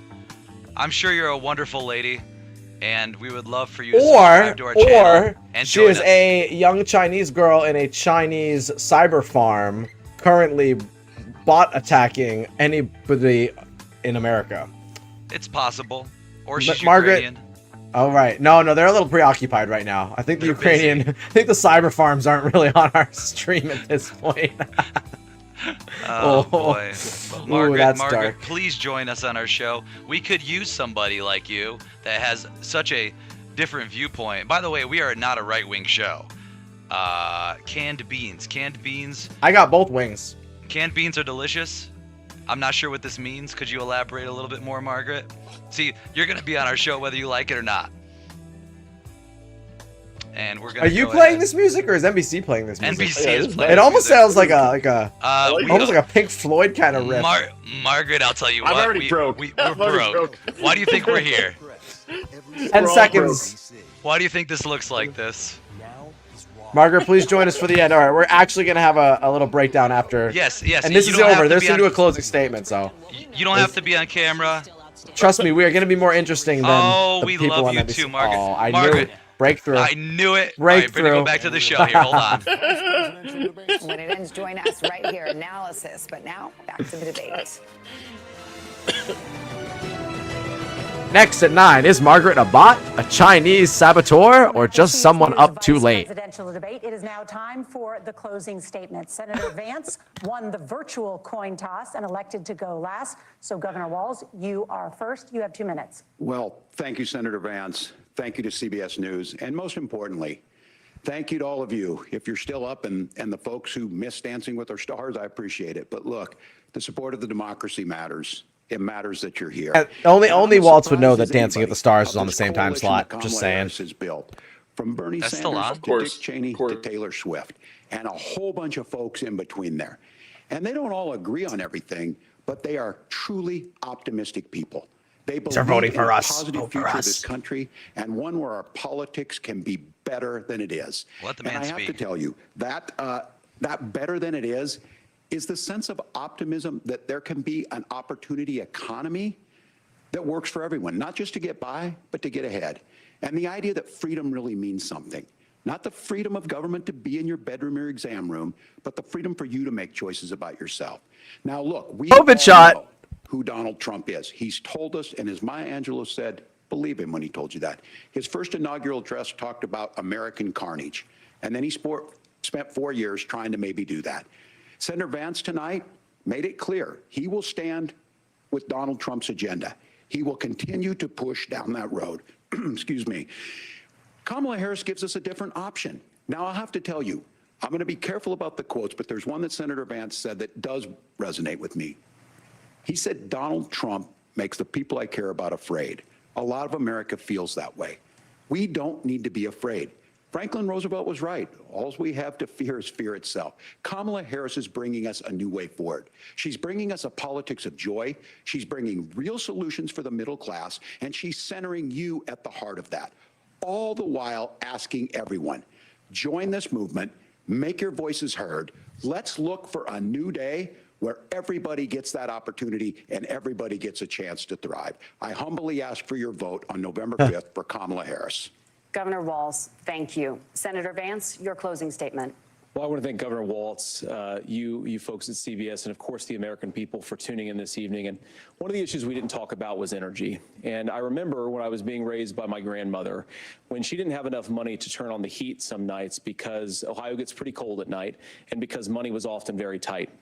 And I believe, as a person who wants to be your next vice president, that we are a rich and prosperous enough country where every American, whether they're rich or poor, ought to be able to turn on their heat in the middle of a cold winter night. That's gotten more difficult thanks to Kamala Harris's energy policies. I believe that whether you're rich or poor, you ought to be able to afford a nice meal for your family. That's gotten harder because of Kamala Harris's policies. I believe that whether you're rich or poor, you ought to be able to afford to buy a house. You ought to be able to live in safe neighborhoods. You ought to not have your communities flooded with fentanyl, and that too has gotten harder with because of Kamala Harris's policies.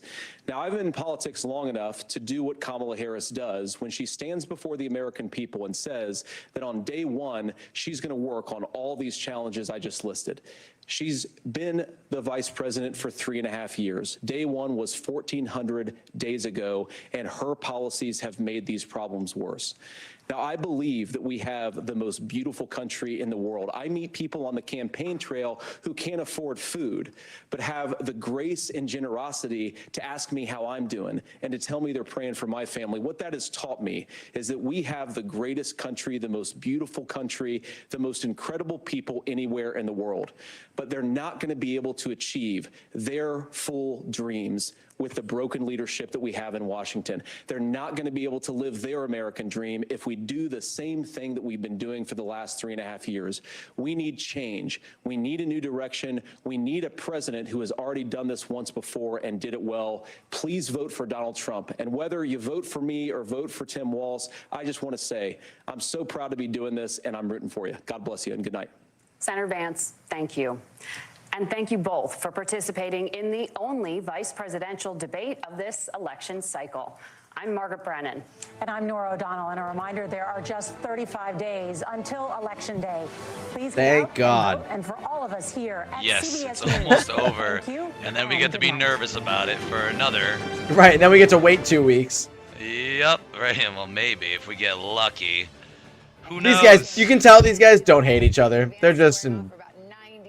They're in for the ride. That was simple. I mean, the presidential, vice presidential debates are never. Margaret, come back. Don't leave. This is after the debate. Give her the link. Listen. Call in, Margaret. Let's do a chat. Margaret, I'm gonna go. We'll take questions. No, don't leave. Come on, Margaret. All right. We love you. Oh no.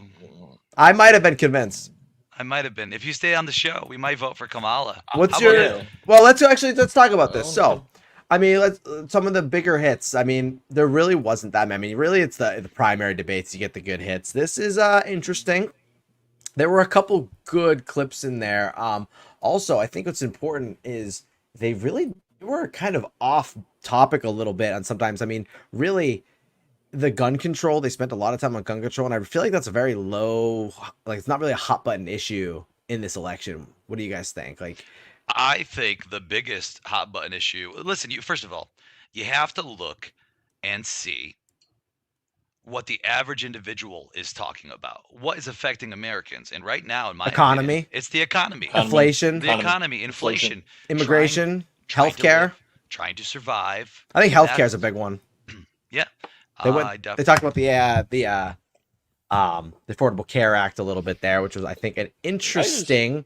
If you want to break it down at its basis, it's things that cost money and the fact that they're going up in price. Right. So, Steve, I think what we should do is kind of bring it around real quick. Let's just see what all the pundits are saying. Let's kind of get their vibe.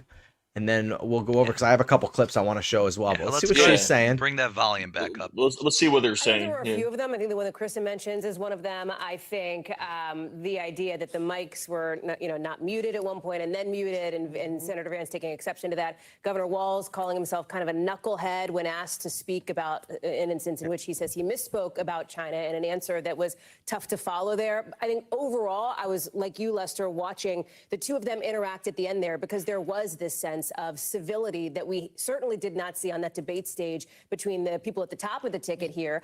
What was also interesting here is the way that Senator Vance very specifically and repeatedly linked Kamala Harris to Tim Walz. Both of them seemed very clear that they know what this is about, right? This is about all right. the principles. So let's go. Hey, Steve, Let's let's see what Drudge Report's talking about. Okay, let's bring it down a little bit here. So basically, how's that?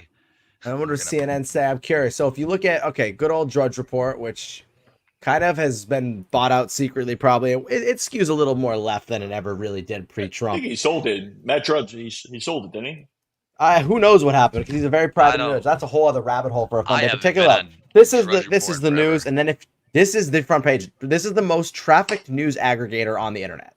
Everybody should go to Drudge Report as their main news site. This is the mainstream. It is the #1 news aggregator in the entire world, basically, in the country. I mean, I'm English-speaking U.S. news. This is it.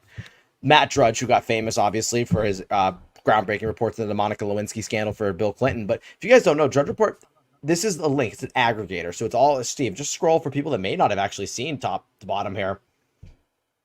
Yeah, so this is Drudge Report. And there you go. There's your one-liner. See, we called it in the beginning. Right now, you'll go back up a little bit. There you go. Boom. Vance Walz debate dull developing. That's your headline. Dull. And now it's second page, right? We talked about this at the beginning. It's all going to be about missiles in the Middle East. Because there were some really good hits against Walz. Like, it was actually shown his policies aren't good. I mean, really, there was a couple back and forths, but JD Vance very, very banally handled that. That was my problem. He wasn't coming in hard. He really didn't have any of those like catch me off guard moments, but he was very smart and very, I don't know. We should look at some of the clips. Yeah. What's CNN saying? Vance and Walz go deep on policy. That's the thing. They did 2 minutes. I actually think the way they formatted this is very interesting. Can we go just pop a video of what's going on CNN or NBC or wherever you were watching? Yeah, we'll bring that right back up. Is there anything going on in the are they doing anything in the spin room? Is anybody talking? Probably not. Oh, they're doing all sorts of goodies. Let's take a quick look here. So it's contrasting policies. This one. Yeah, these are the focus groups, right? The vice remember him from the beginning. Debate is really not going to have any kind of effect at all. There you go. But, there's your headline. As you sit here now, do you have more certainty about how you're going to vote, or not really? No, not really. No.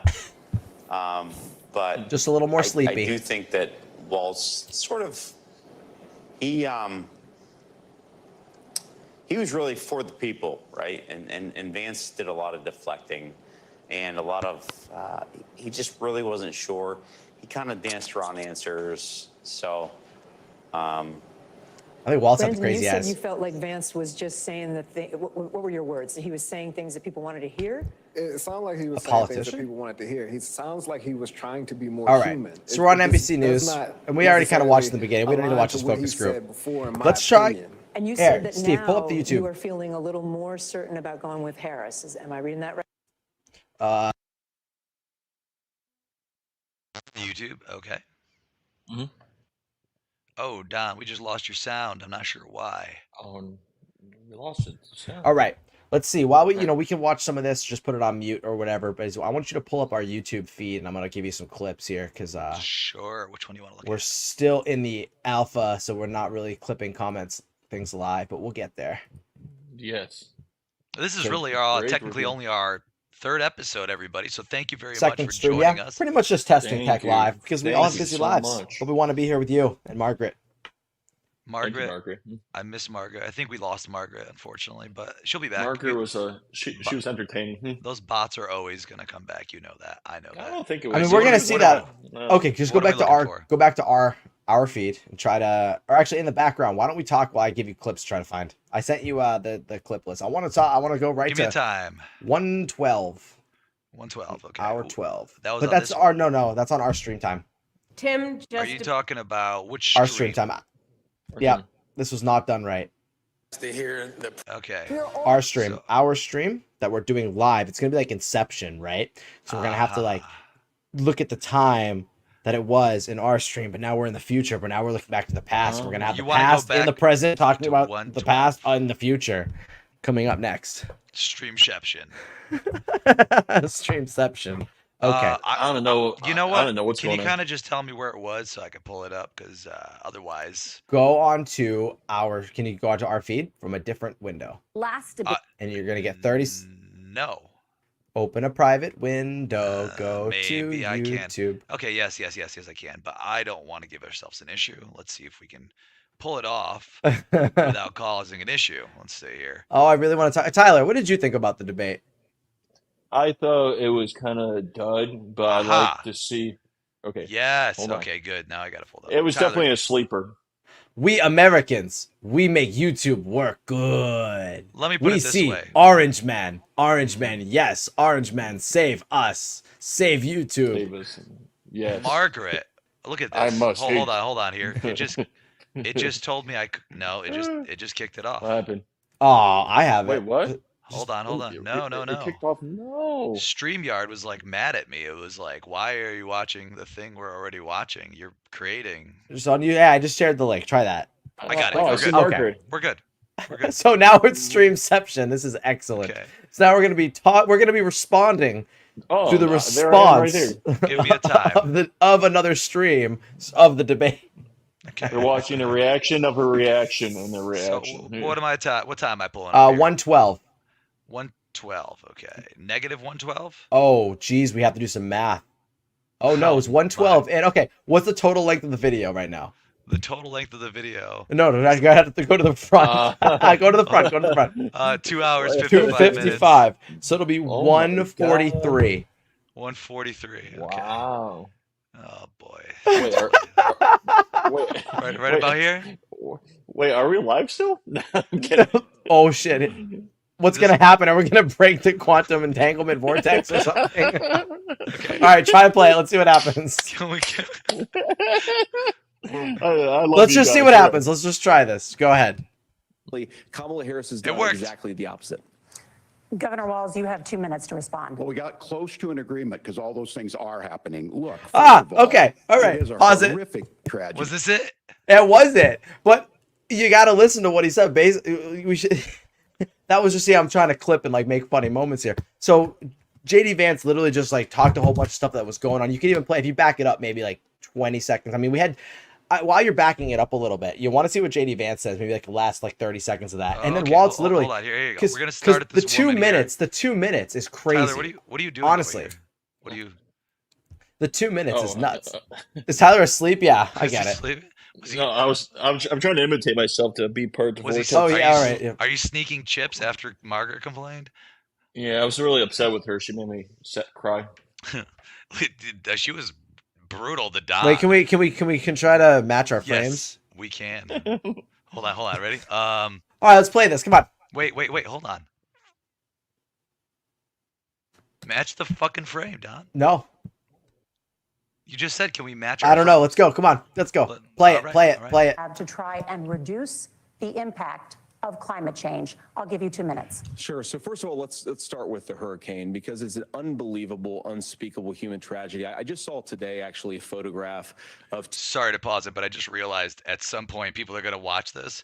what happens when it gets to this part on the screen? Will it just like we hit the play button. Just zoom hit play. forever? Yes. Just play. Okay, They're gonna get sucked in. Parents It's on gonna a be like the roof with a Ring. 6-year-old child, and it was the last photograph ever taken of them because the roof collapsed Oh. and those innocent people lost their lives. And Hurricane stuff was Walz crazy. joins me and saying our hearts go out to those innocent people, our prayers go out to them. Welcome, as Margaret. robust and aggressive as a federal response as we can get Our to mascot. save as many lives as possible, and then of course I agreed, Mark. afterwards to help the people in those communities rebuild. I mean, these are communities that I love. Some of them I know very personally. Did Joe Biden Appalachia, actually all crap his across pants the at the Vatican? Southeast. They need their government to do their job, and I commit that when Donald Trump is president again, All right, the so this part government right will here. put the citizens of this country first when they suffer from a disaster. Now, Nora, you asked about climate change. I think This is a where it very comes in. important I issue. think if we're still on the a right. lot of people are justifiably You know, we worried can hear about him all talk these if you crazy don't. weather patterns. I think it's important for us, first of all, to say Donald Trump and I support clean air, clean water. We want the environment to be cleaner and safer. But one of the things that I've noticed some of our Democratic friends talking a lot about is a concern about carbon emissions, this idea that carbon emissions drives all of the climate change. Well, let's just say that's true, just for the sake of argument, so we're not arguing about weird science. Let's just say that's true. Well, if you believe that, what would you want to do? The answer is that you'd want to reshore as much American manufacturing as possible, and you'd want to produce as much energy as possible in the United States of America because we're the cleanest economy in the entire world.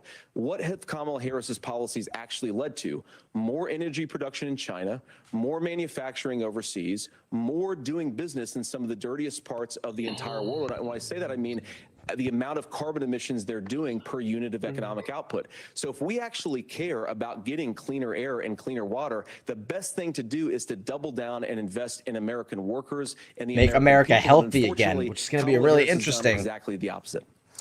Governor Walz, you have 2 minutes to respond. Well, we got close to an Listen. agreement because all those things are happening. Look, There you first go. of all, Boom. it That's is a that's what I just horrific wanted to make sure tragedy, people really with this saw. Because hurricane. And my here, heart pause goes this. out to Steve, the pause folks this. that are down there.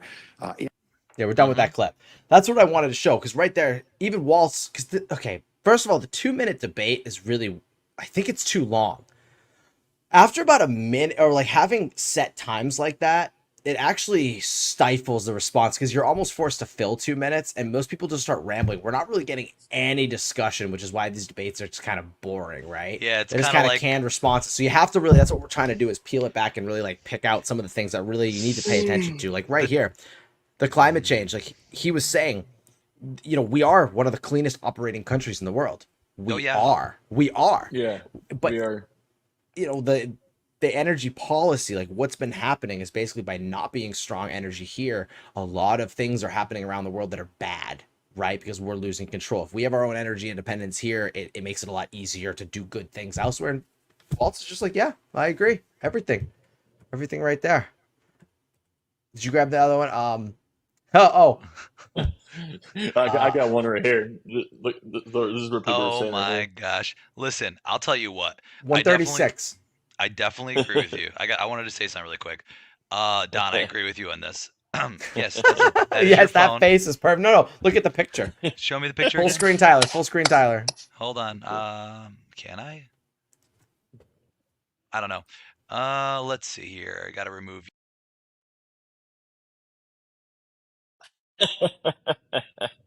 That's the whole debate. Right. Well. Oh man, this stream software stinks. This stream All right, software we're moving up. runs just fine. I think. Give me a number. A number. Oh, let's do 136. An hour 36. Wait, what's the total? Go down to the bottom. We got just maths. 301. So we need 124. 124. Oh, there you go. Right where the lady's talking. Yep. By the way, has anybody noticed that this woman's name was Margaret? I was for a moment like. No, thinking, wait, what? This woman's name. Ready? Hold on. Here, hold on. It's Streamception, Steve. It's No. Streamception. So like in my No head, I'm thinking this woman's just. Ready? I was Oh raised by my a woman God. who would sometimes go into medical No. debt so that she could put food on the table in our household. I know what it's like to not be able to afford the things that you need to Oh my afford. gosh. We can do so much better. To all of you watching, we can get back to an America that's affordable again. We just got to get back to common sense economic principles. Oh wait. That. Wait. No. Keep going. That was fantastic. No. Yes, it listen, was. We did listen need to to get back to good economic principles. Keep going. I hope we have a conversation on healthcare then. Senator, Governor. Please. All right. See, all right, You know, hold on. Give me 1 second. What I was saying earlier is that these guys have a lot more in common than they realize. Americans have a lot more in common than we realize. We need to start meeting in the middle on things. Everybody wants to live a good, prosperous life Right. in America. We just all disagree right? on how to get there, and then we're all told, oh, well, you're in this group, you're in that group, and that group's making the things not good, and it's all just Right. from the top, right? But that's we what we're need to start meeting in the middle. We got to make well. concessions. Okay, That's how we but got as far as we this have. is a good segue to the clip I'm trying to watch right now. Okay, good. Literally, Let's so do it. hold on. So Thank this is you, the part. Margaret. Hold on a second. Pause this for a second. Walz has a whole connection to the Chinese Communist Party. This is very important. This is the Okay. entire thing. If you looked at the original Biden logo for his original campaign in 2020, the 3 ribbons, Margaret's that's a back. Chinese Communist Party Yes. logo. It's the 3 banners, right? People should really it's a cultural revolution. Everything that's been going on since basically 2012, like since Obama got in it, the identity politics has really been just searing in, and that's part of a cultural revolution. Walz is very much it's like, you know, when people made fun of Bernie Sanders for hanging out in Russia and the USSR, right? This guy hangs out in China, in Hong Kong. You know, he hangs out. He is very cozy with the CCP. And Kamala Harris, her dad was a literal communist, a part of the Communist Party. So, you know, we were talking about, you know, America, the idea of America, and we literally are there, you know, where it was predicted in the 50s, you know, by Russian generals, like, we're going to eventually, communism will come to America, you know, and you'll vote for it, you know, paraphrase. So, okay, go ahead and play this. I believe this is the clip here where she asks him about this. He gets very wobbly. We also on have it. some Well, hold on. have some breaking news too. They're about to call her Margaret. Right. Watch. Margaret, yeah. We have a lot to get to ahead, gentlemen, on many topics. But right now, I want to talk about personal qualifications. Or not. The vice president is often the last. But this woman's named Margaret. I heard it 3 or 4 times. I'm telling you, this lady in between breaks, when the people were talking, she was in our chat. She was very upset because, I mean, look what she's wearing. Voice the president hears before making Margaret consequential Brennan. decisions. We knew this. We wanna Nora ask you O'Donnell and about Margaret your Brennan. leadership qualities. Governor Walz. That's her right there. She's texting behind the deadly Tiananmen Square protests in the spring of 1989. All right. Minnesota Public Radio and other media outlets are reporting that you actually didn't travel to Asia until August of that year. Wait, Can let you me change my explain lighting. that discrepancy? You have 2 Yeah, minutes. well, and to the folks out there who didn't get at the top of this, look, I grew up in small rural Nebraska, town of 400, town that you rode your bike with your buddies till the streetlights come on, and I'm proud of that service. I joined the National Guard at 17, worked on family farms, and then I used the GI Bill to become a teacher, passionate about it, a young teacher.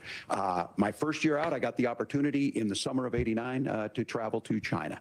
35 years ago, be able to do that. I came back home and then started a program to take young people there. We would take basketball teams, we would take baseball you bring your teams, children. we would take dancers, and we would We go teach back them. to China. The issue for that was to try and learn. Now, look, my community you would knows learn. who We I learned am. it, children. They saw where I was at.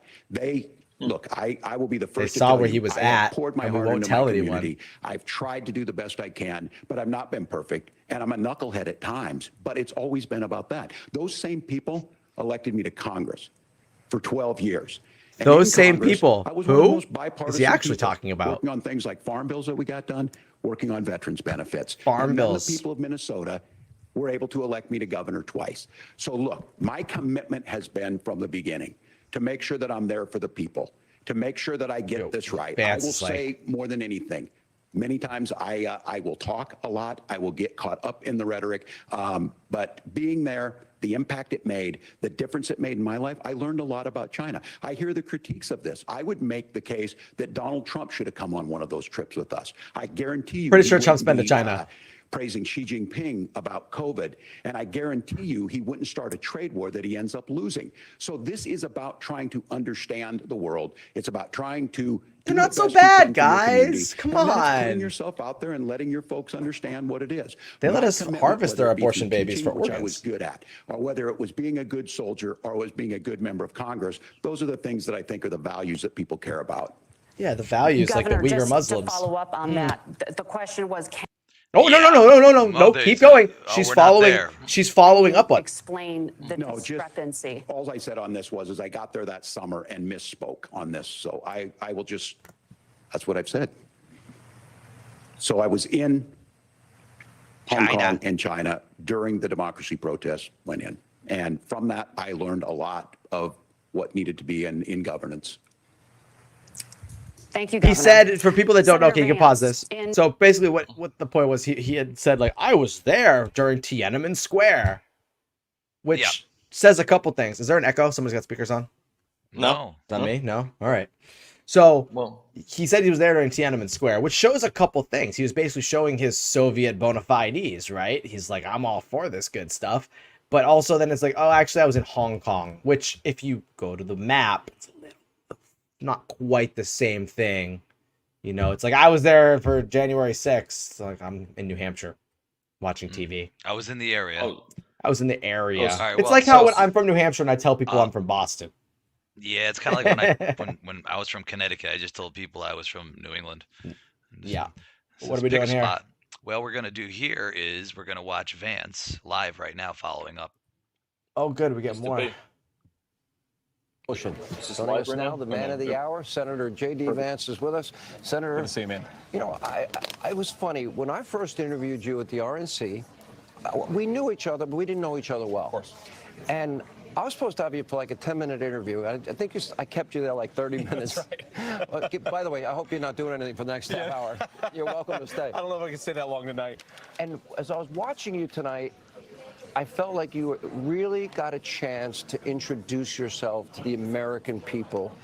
And I felt it was extraordinarily effective because now that I've gotten to know you, that's the person that I know. Yeah.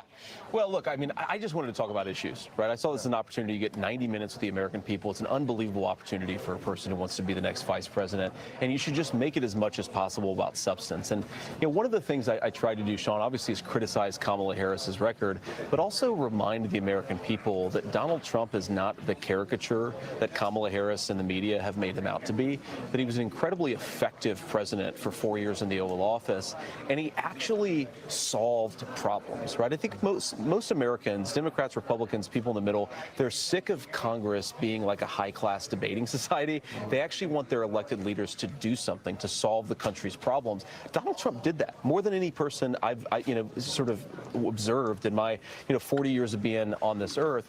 And it was such a good opportunity for me to just make that point to the American people. We had low inflation. Things were going well. The world was more peaceful. And actually, Sean, it's an easier argument to make tonight. I hate to say it, because of the incredible tragedy unfolding in Israel, which looks increasingly like it could become a broader regional conflict. Like when the world is going to crap, and it looks increasingly more violent, you want steady, proven leadership. That's Donald Trump, not Kamala Harris, the person who has sort of broken the entire world. And I just tried to make that point as much as possible, man. Just make it about substance and let the American people make up their mind. One of the things is I was watching the 181 ballistic missiles being fired from Iran into Israel, and I'm so thankful they got most of them down, but they're now really fighting a forefront war. And I just know in the back of my mind that there is this radical anti-Israel, anti-Semitic even wing within the Democratic Party that I just believe that Kamala Harris and Tim Walz don't want to alienate.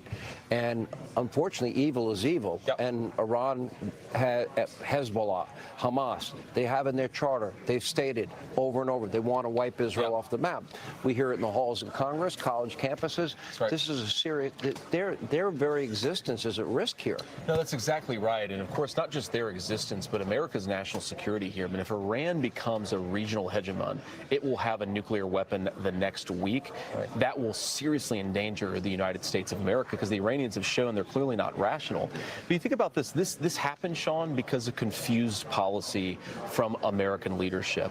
We ask ourselves, like, how did it get to the point where Iran is launching 200 ICBMs at America's most important regional ally? And the answer is because they don't actually know where Kamala Harris stands. Now, you talk about how they've cozied up to sort of this weird pro-Hamas wing within their own party. Well, they're doing that, of course, because of political reasons, but it shows that confusion that comes out of that policy invites a lot of aggression, invites a lot of bad guys doing terrible things, and it also, Sean, motivates a lot of really stupid policy. 200 ICBMs. That's not cheap. Iran has a lot of other weapons. How did they fund it? Two reasons, Sean. Number one, Kamala Harris went to war against the American energy sector that radically increased the amount of oil revenue the Iranian regime was benefiting from. Number two, they unfroze $100 billion of Iranian assets. They're effectively handing these guys pallets of cash. The Iranians are buying weapons, and real leadership would be to say, we screwed up. We got something wrong. Let's go in another. Let's do what Donald Trump did. But they just can't do that because of the political But they turned reasons. a blind eye to the sanctions. The sanctions made they literally made Iran rich, and that allows them to fund these proxy wars. That's Hamas, Hezbollah, Islamic Jihad, the Houthi rebels, and now Iran directly firing into Israel. And what should America's response be here? Well, look, I think it's tough, Sean, because we don't have a president that we can actually trust. I don't even know who the president of the United States is, and that's one thing we didn't That actually is a get good into question, debate, but actually. I really wanted to hammer Kamala Harris on is that for 3.5 years, Oh, yeah. America has been saddled with a president Beach of the bum United States Biden. who can't do the job. And the All reason right. is because Kamala Harris We'll go for another lied and said 15 he minutes, was then we'll up get out of here. to I the just job talk of a little bit president, about the and of course he finish. wasn't. There's a little nightcap here. That was interesting to Yeah, watch. yeah. I didn't see. I mean, let's just go around. Did you grab that last clip for me, Steve, while we talk? I should have it ready for All right, you. Tyler, what did you think? Just overall opinion. I think Expectations it's met. Does it okay. matter? So, in all seriousness, I think it didn't matter. I think that a lot of the things that we already heard, we already knew. I think most Americans are set for what they really need. There's not a little bit sway to the left. There's not a little bit sway to the right. Even on Drudge, like we were showing earlier, it just said, Dole. I don't necessarily think it was Dole. I thought Vance really showed a lot of energy. Waltz explained a couple things, but I think, I thought it was good, but I don't think it was anything that would be like, oh, wow, I'm going to go and change my mind and vote for Trump Yeah. or I'm going to vote for Kamala. It was just, I don't think this would change anybody's minds. I mean, it was kind of just almost a formality at this point. I feel like Yeah. everybody had their minds. Nobody screwed up, right? That's kind of what you need to do. Is just don't screw up. Well, that Make was it it. Yeah, it was non-news. That's kind of just your a goal in a formality, debate, right? Don't any moments. You don't I want to mean, have any Dean Cain moments. Most of the headlines I'm seeing, it was policy heavy. That's what makes it dull because Mm-hmm. Americans are stupid, Done. right? We don't want policy heavy, Mm-hmm. but it was policy, and which is good. I mean, there were a lot of what. Everyone has had their minds made up on who they're voting for the last 8 years. Right. That's what I mean. But he did break down some good stuff. I mean, in the medical care, I mean, they're literally the Harris Waltz are going to do the individual mandate where you must be on the government medical plan. That's good. I mean, we're going to have to do some episodes on the medical plans and insurance and all that stuff because we're going to And do the some of that very history soon because of it is. the modern Oh, medical. yeah. The Rockefellers, the American Medical Association. Oh, my gosh. The FDA. If all you're of that. not So- on the list, you can't give medicine. what do you guys think of the Oh, we moderators? lost. Do you, what? The Moderators? moderation. Do you think The they're more moderator- easy with the VPs? I think so. There was not as many fact checks. Like, and they did say in the beginning they were No. going to fact check those. Although at about, I have a timestamp. They fact check. They only fact checked AD Vance. Although she did push back on Waltz a little bit about the CCP stuff. So, I think in this age, I actually feel like it's a harder sell to get these debate moderators to really give up Yeah. their career credibility to just be obviously over the top. I mean, it happens. They will put their thumb on the scale, but they didn't have to here. But So it was again- pretty moderate debate. And again, it's not even the headline because there's more going on. They don't care. They knew Waltz was going to look goofy. He's going to look crazy. They knew it all was going to happen. So there's no headline. It was dull. Wait, so- why are they framing it like that? Dull. Dull equals don't watch this. Because if you watch it, Did you you can guys- see the policies. I just saw this. Sorry, I just saw this right now. It's like breaking news. Did you guys notice this in the debate when Tim Walz said this, quote unquote, I've become friends with school shooters. Oh boy, there's a clip. I'm going to Interesting. send it. Hold I on. No, will- actually, on Judge Report, they're more interested in JD Vance's eyeliner stealing. I the will show. tell you what was not anywhere near that debate stage. There was no fly. There was no right. fly. I missed the 'Cause fly. I miss Pence's fly. Remember- do you remember No it? pens fly. Yeah, this one no, they didn't need the fly. They have things flying in the sky. Yeah. You know, And it's it- distraction. It's a distraction. It's buried because the vice presidential debate was very good on policy, just like last time. Mike Pence was mopping the floor with Kamala Harris. So they put a fly on his face. Everyone laughed about it. the headlines, people forgot about it. They didn't want to talk about it. This is a formality. They don't want to talk about it because on policy, he beat the pants off of Walz the entire time. I got and that was school shooter clip here. Let's see. So Well, not he the literally school shooter clip, but I have the one I of want to see this Walz. clip. beat the pants off of him. Here we go. Oh boy. So I've become friends with school shooters. I've seen it. Look, the NRA, I was an NRA guy for a long time. They used to. So I've become friends with school. Let's play that a school couple shooters. times. I've seen it. Look, the NRA, I was an NRA guy for a long time. They used to. So I've become friends with school shooters. Does this man think that the NRA is for school shooters? Like it's like it's not NAMBLA. I mean, obviously, he was meaning victims of school shootings. Although they're not, they're victims, but they didn't get shot. People that were there, like the the kids in No, man. I mean, high school. I don't know, Florida. man. I mean, didn't he? I mean, he probably makes friends with a lot of kids. He gets confused. Yeah, I'm sure Joe Biden introduces him to plenty spicy. of Sorry, children. I'm sorry. I'm sorry. I'm sorry. That was bad. Wow. Let's see here. Yeah, I don't know. I think this is literally it's not news. Nothing's news here. They're not going to make news because remember, right after Biden, they were ready. Biden's terrible. Biden's done. Biden's out. After guys. the presidential debate, it was the cats and the dogs. They're eating the cats. Before we move on to Eating our the next dogs. clip, I'm going to ask one thing, and the last thing is with one word, sum up that debate. I'll go last. Don? Wait. Is that it? One word. One word. Yeah. Meh. Tyler?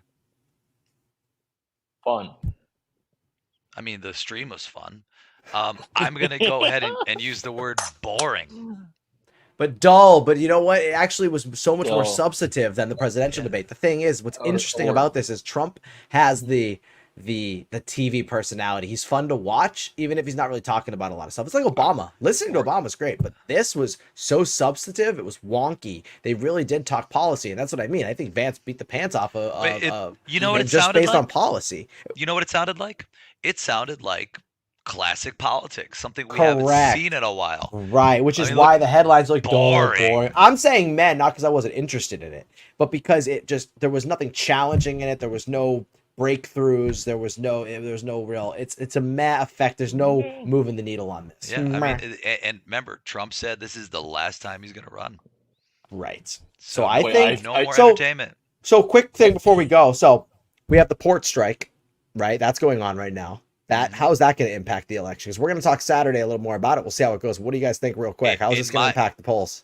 I think, in all honesty, if shelves start getting empty, that's going to lean towards Trump. Yes. Yeah, I see. I already got my toilet paper. Yeah, I got my toilet paper. All right. So port strikes and union. Listen. When it comes to toilet paper, I want to give chat a little bit of tip. McDonald's never runs out of toilet paper. So if you really got to go and you don't have any in your house, go to McDonald's. Also, make sure you're getting 1,000 sheets per roll. Don't go with anything else, and get a bidet. And Real remember, easy. for your next Diddy party, go to Costco to get your 1,000. They don't sell those in bulk. They said it. The They don't CEO sell came. He was baby oil very. in He was. bulk. Hey, don't bring us into this. I forget. I changed my one word. I want to change it to Margaret. That's my word. Margaret. That's my Okay. That's my word. So one thing about the ports, though, I it want is to find her. if it's all union workers and they're all voting for Trump. You think there is some political, unions have a way did of you doing see the things. You think video? there's some politics involved in that, It's pretty- saying we're going to strike because we want. Did you see I the think it video is. of the I think it guy that runs the union? He says, "What the hell did he say?" He says, "I will shut you down" or something like that. I will. No, you sent it to me. It was the guy I want to break this open or something. Oh God, no! He was like The guy who runs the union wants to stop the union from stopping. Yeah, No, he wants to he was destroy brutal it. about it. Hold on, I gotta find it. All now. right, Oh, find the clip now. All right, Steve, you can't just tease us like that. Hold on. You sent it to me. All right, so what else is going on? And then we have the cripple you. He Hezbollah. says, "I will cripple you." Cripple you. Yes. You want me to pull it up? Right. No, yeah, you can pull it up, but I think we've all seen it.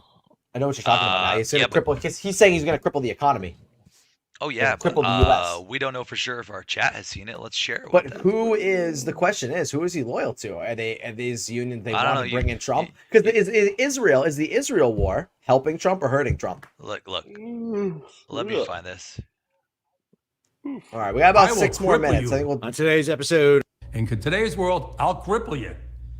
I will cripple you. And I saw a little hit piece on him. Oh, the guy drives a Bentley or something like that. Like he's rich. He has that guy's got a lot of money. Sure. Have you guys ever seen The Wire? I mean, come on. Look at how these stocks work. The unions. Listen, like, I'll tell you what. He's going to cripple us.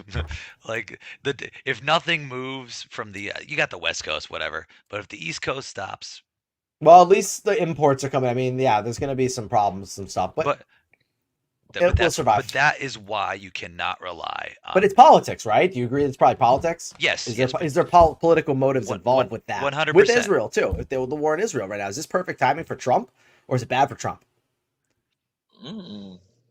I think they're giving Trump because obviously the Israelis they know they didn't this operation, all this stuff. I mean, they know what they're doing, right? I mean, and they you know what's going to happen?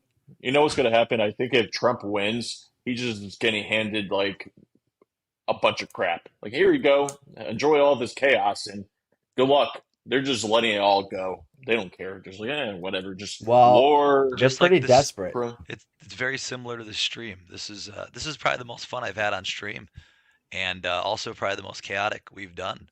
And again, thank you for everybody who stuck around for the circus. I hope you enjoyed it. If you did enjoy it, make sure that you go ahead and hit that big button that says subscribe. Subscribe.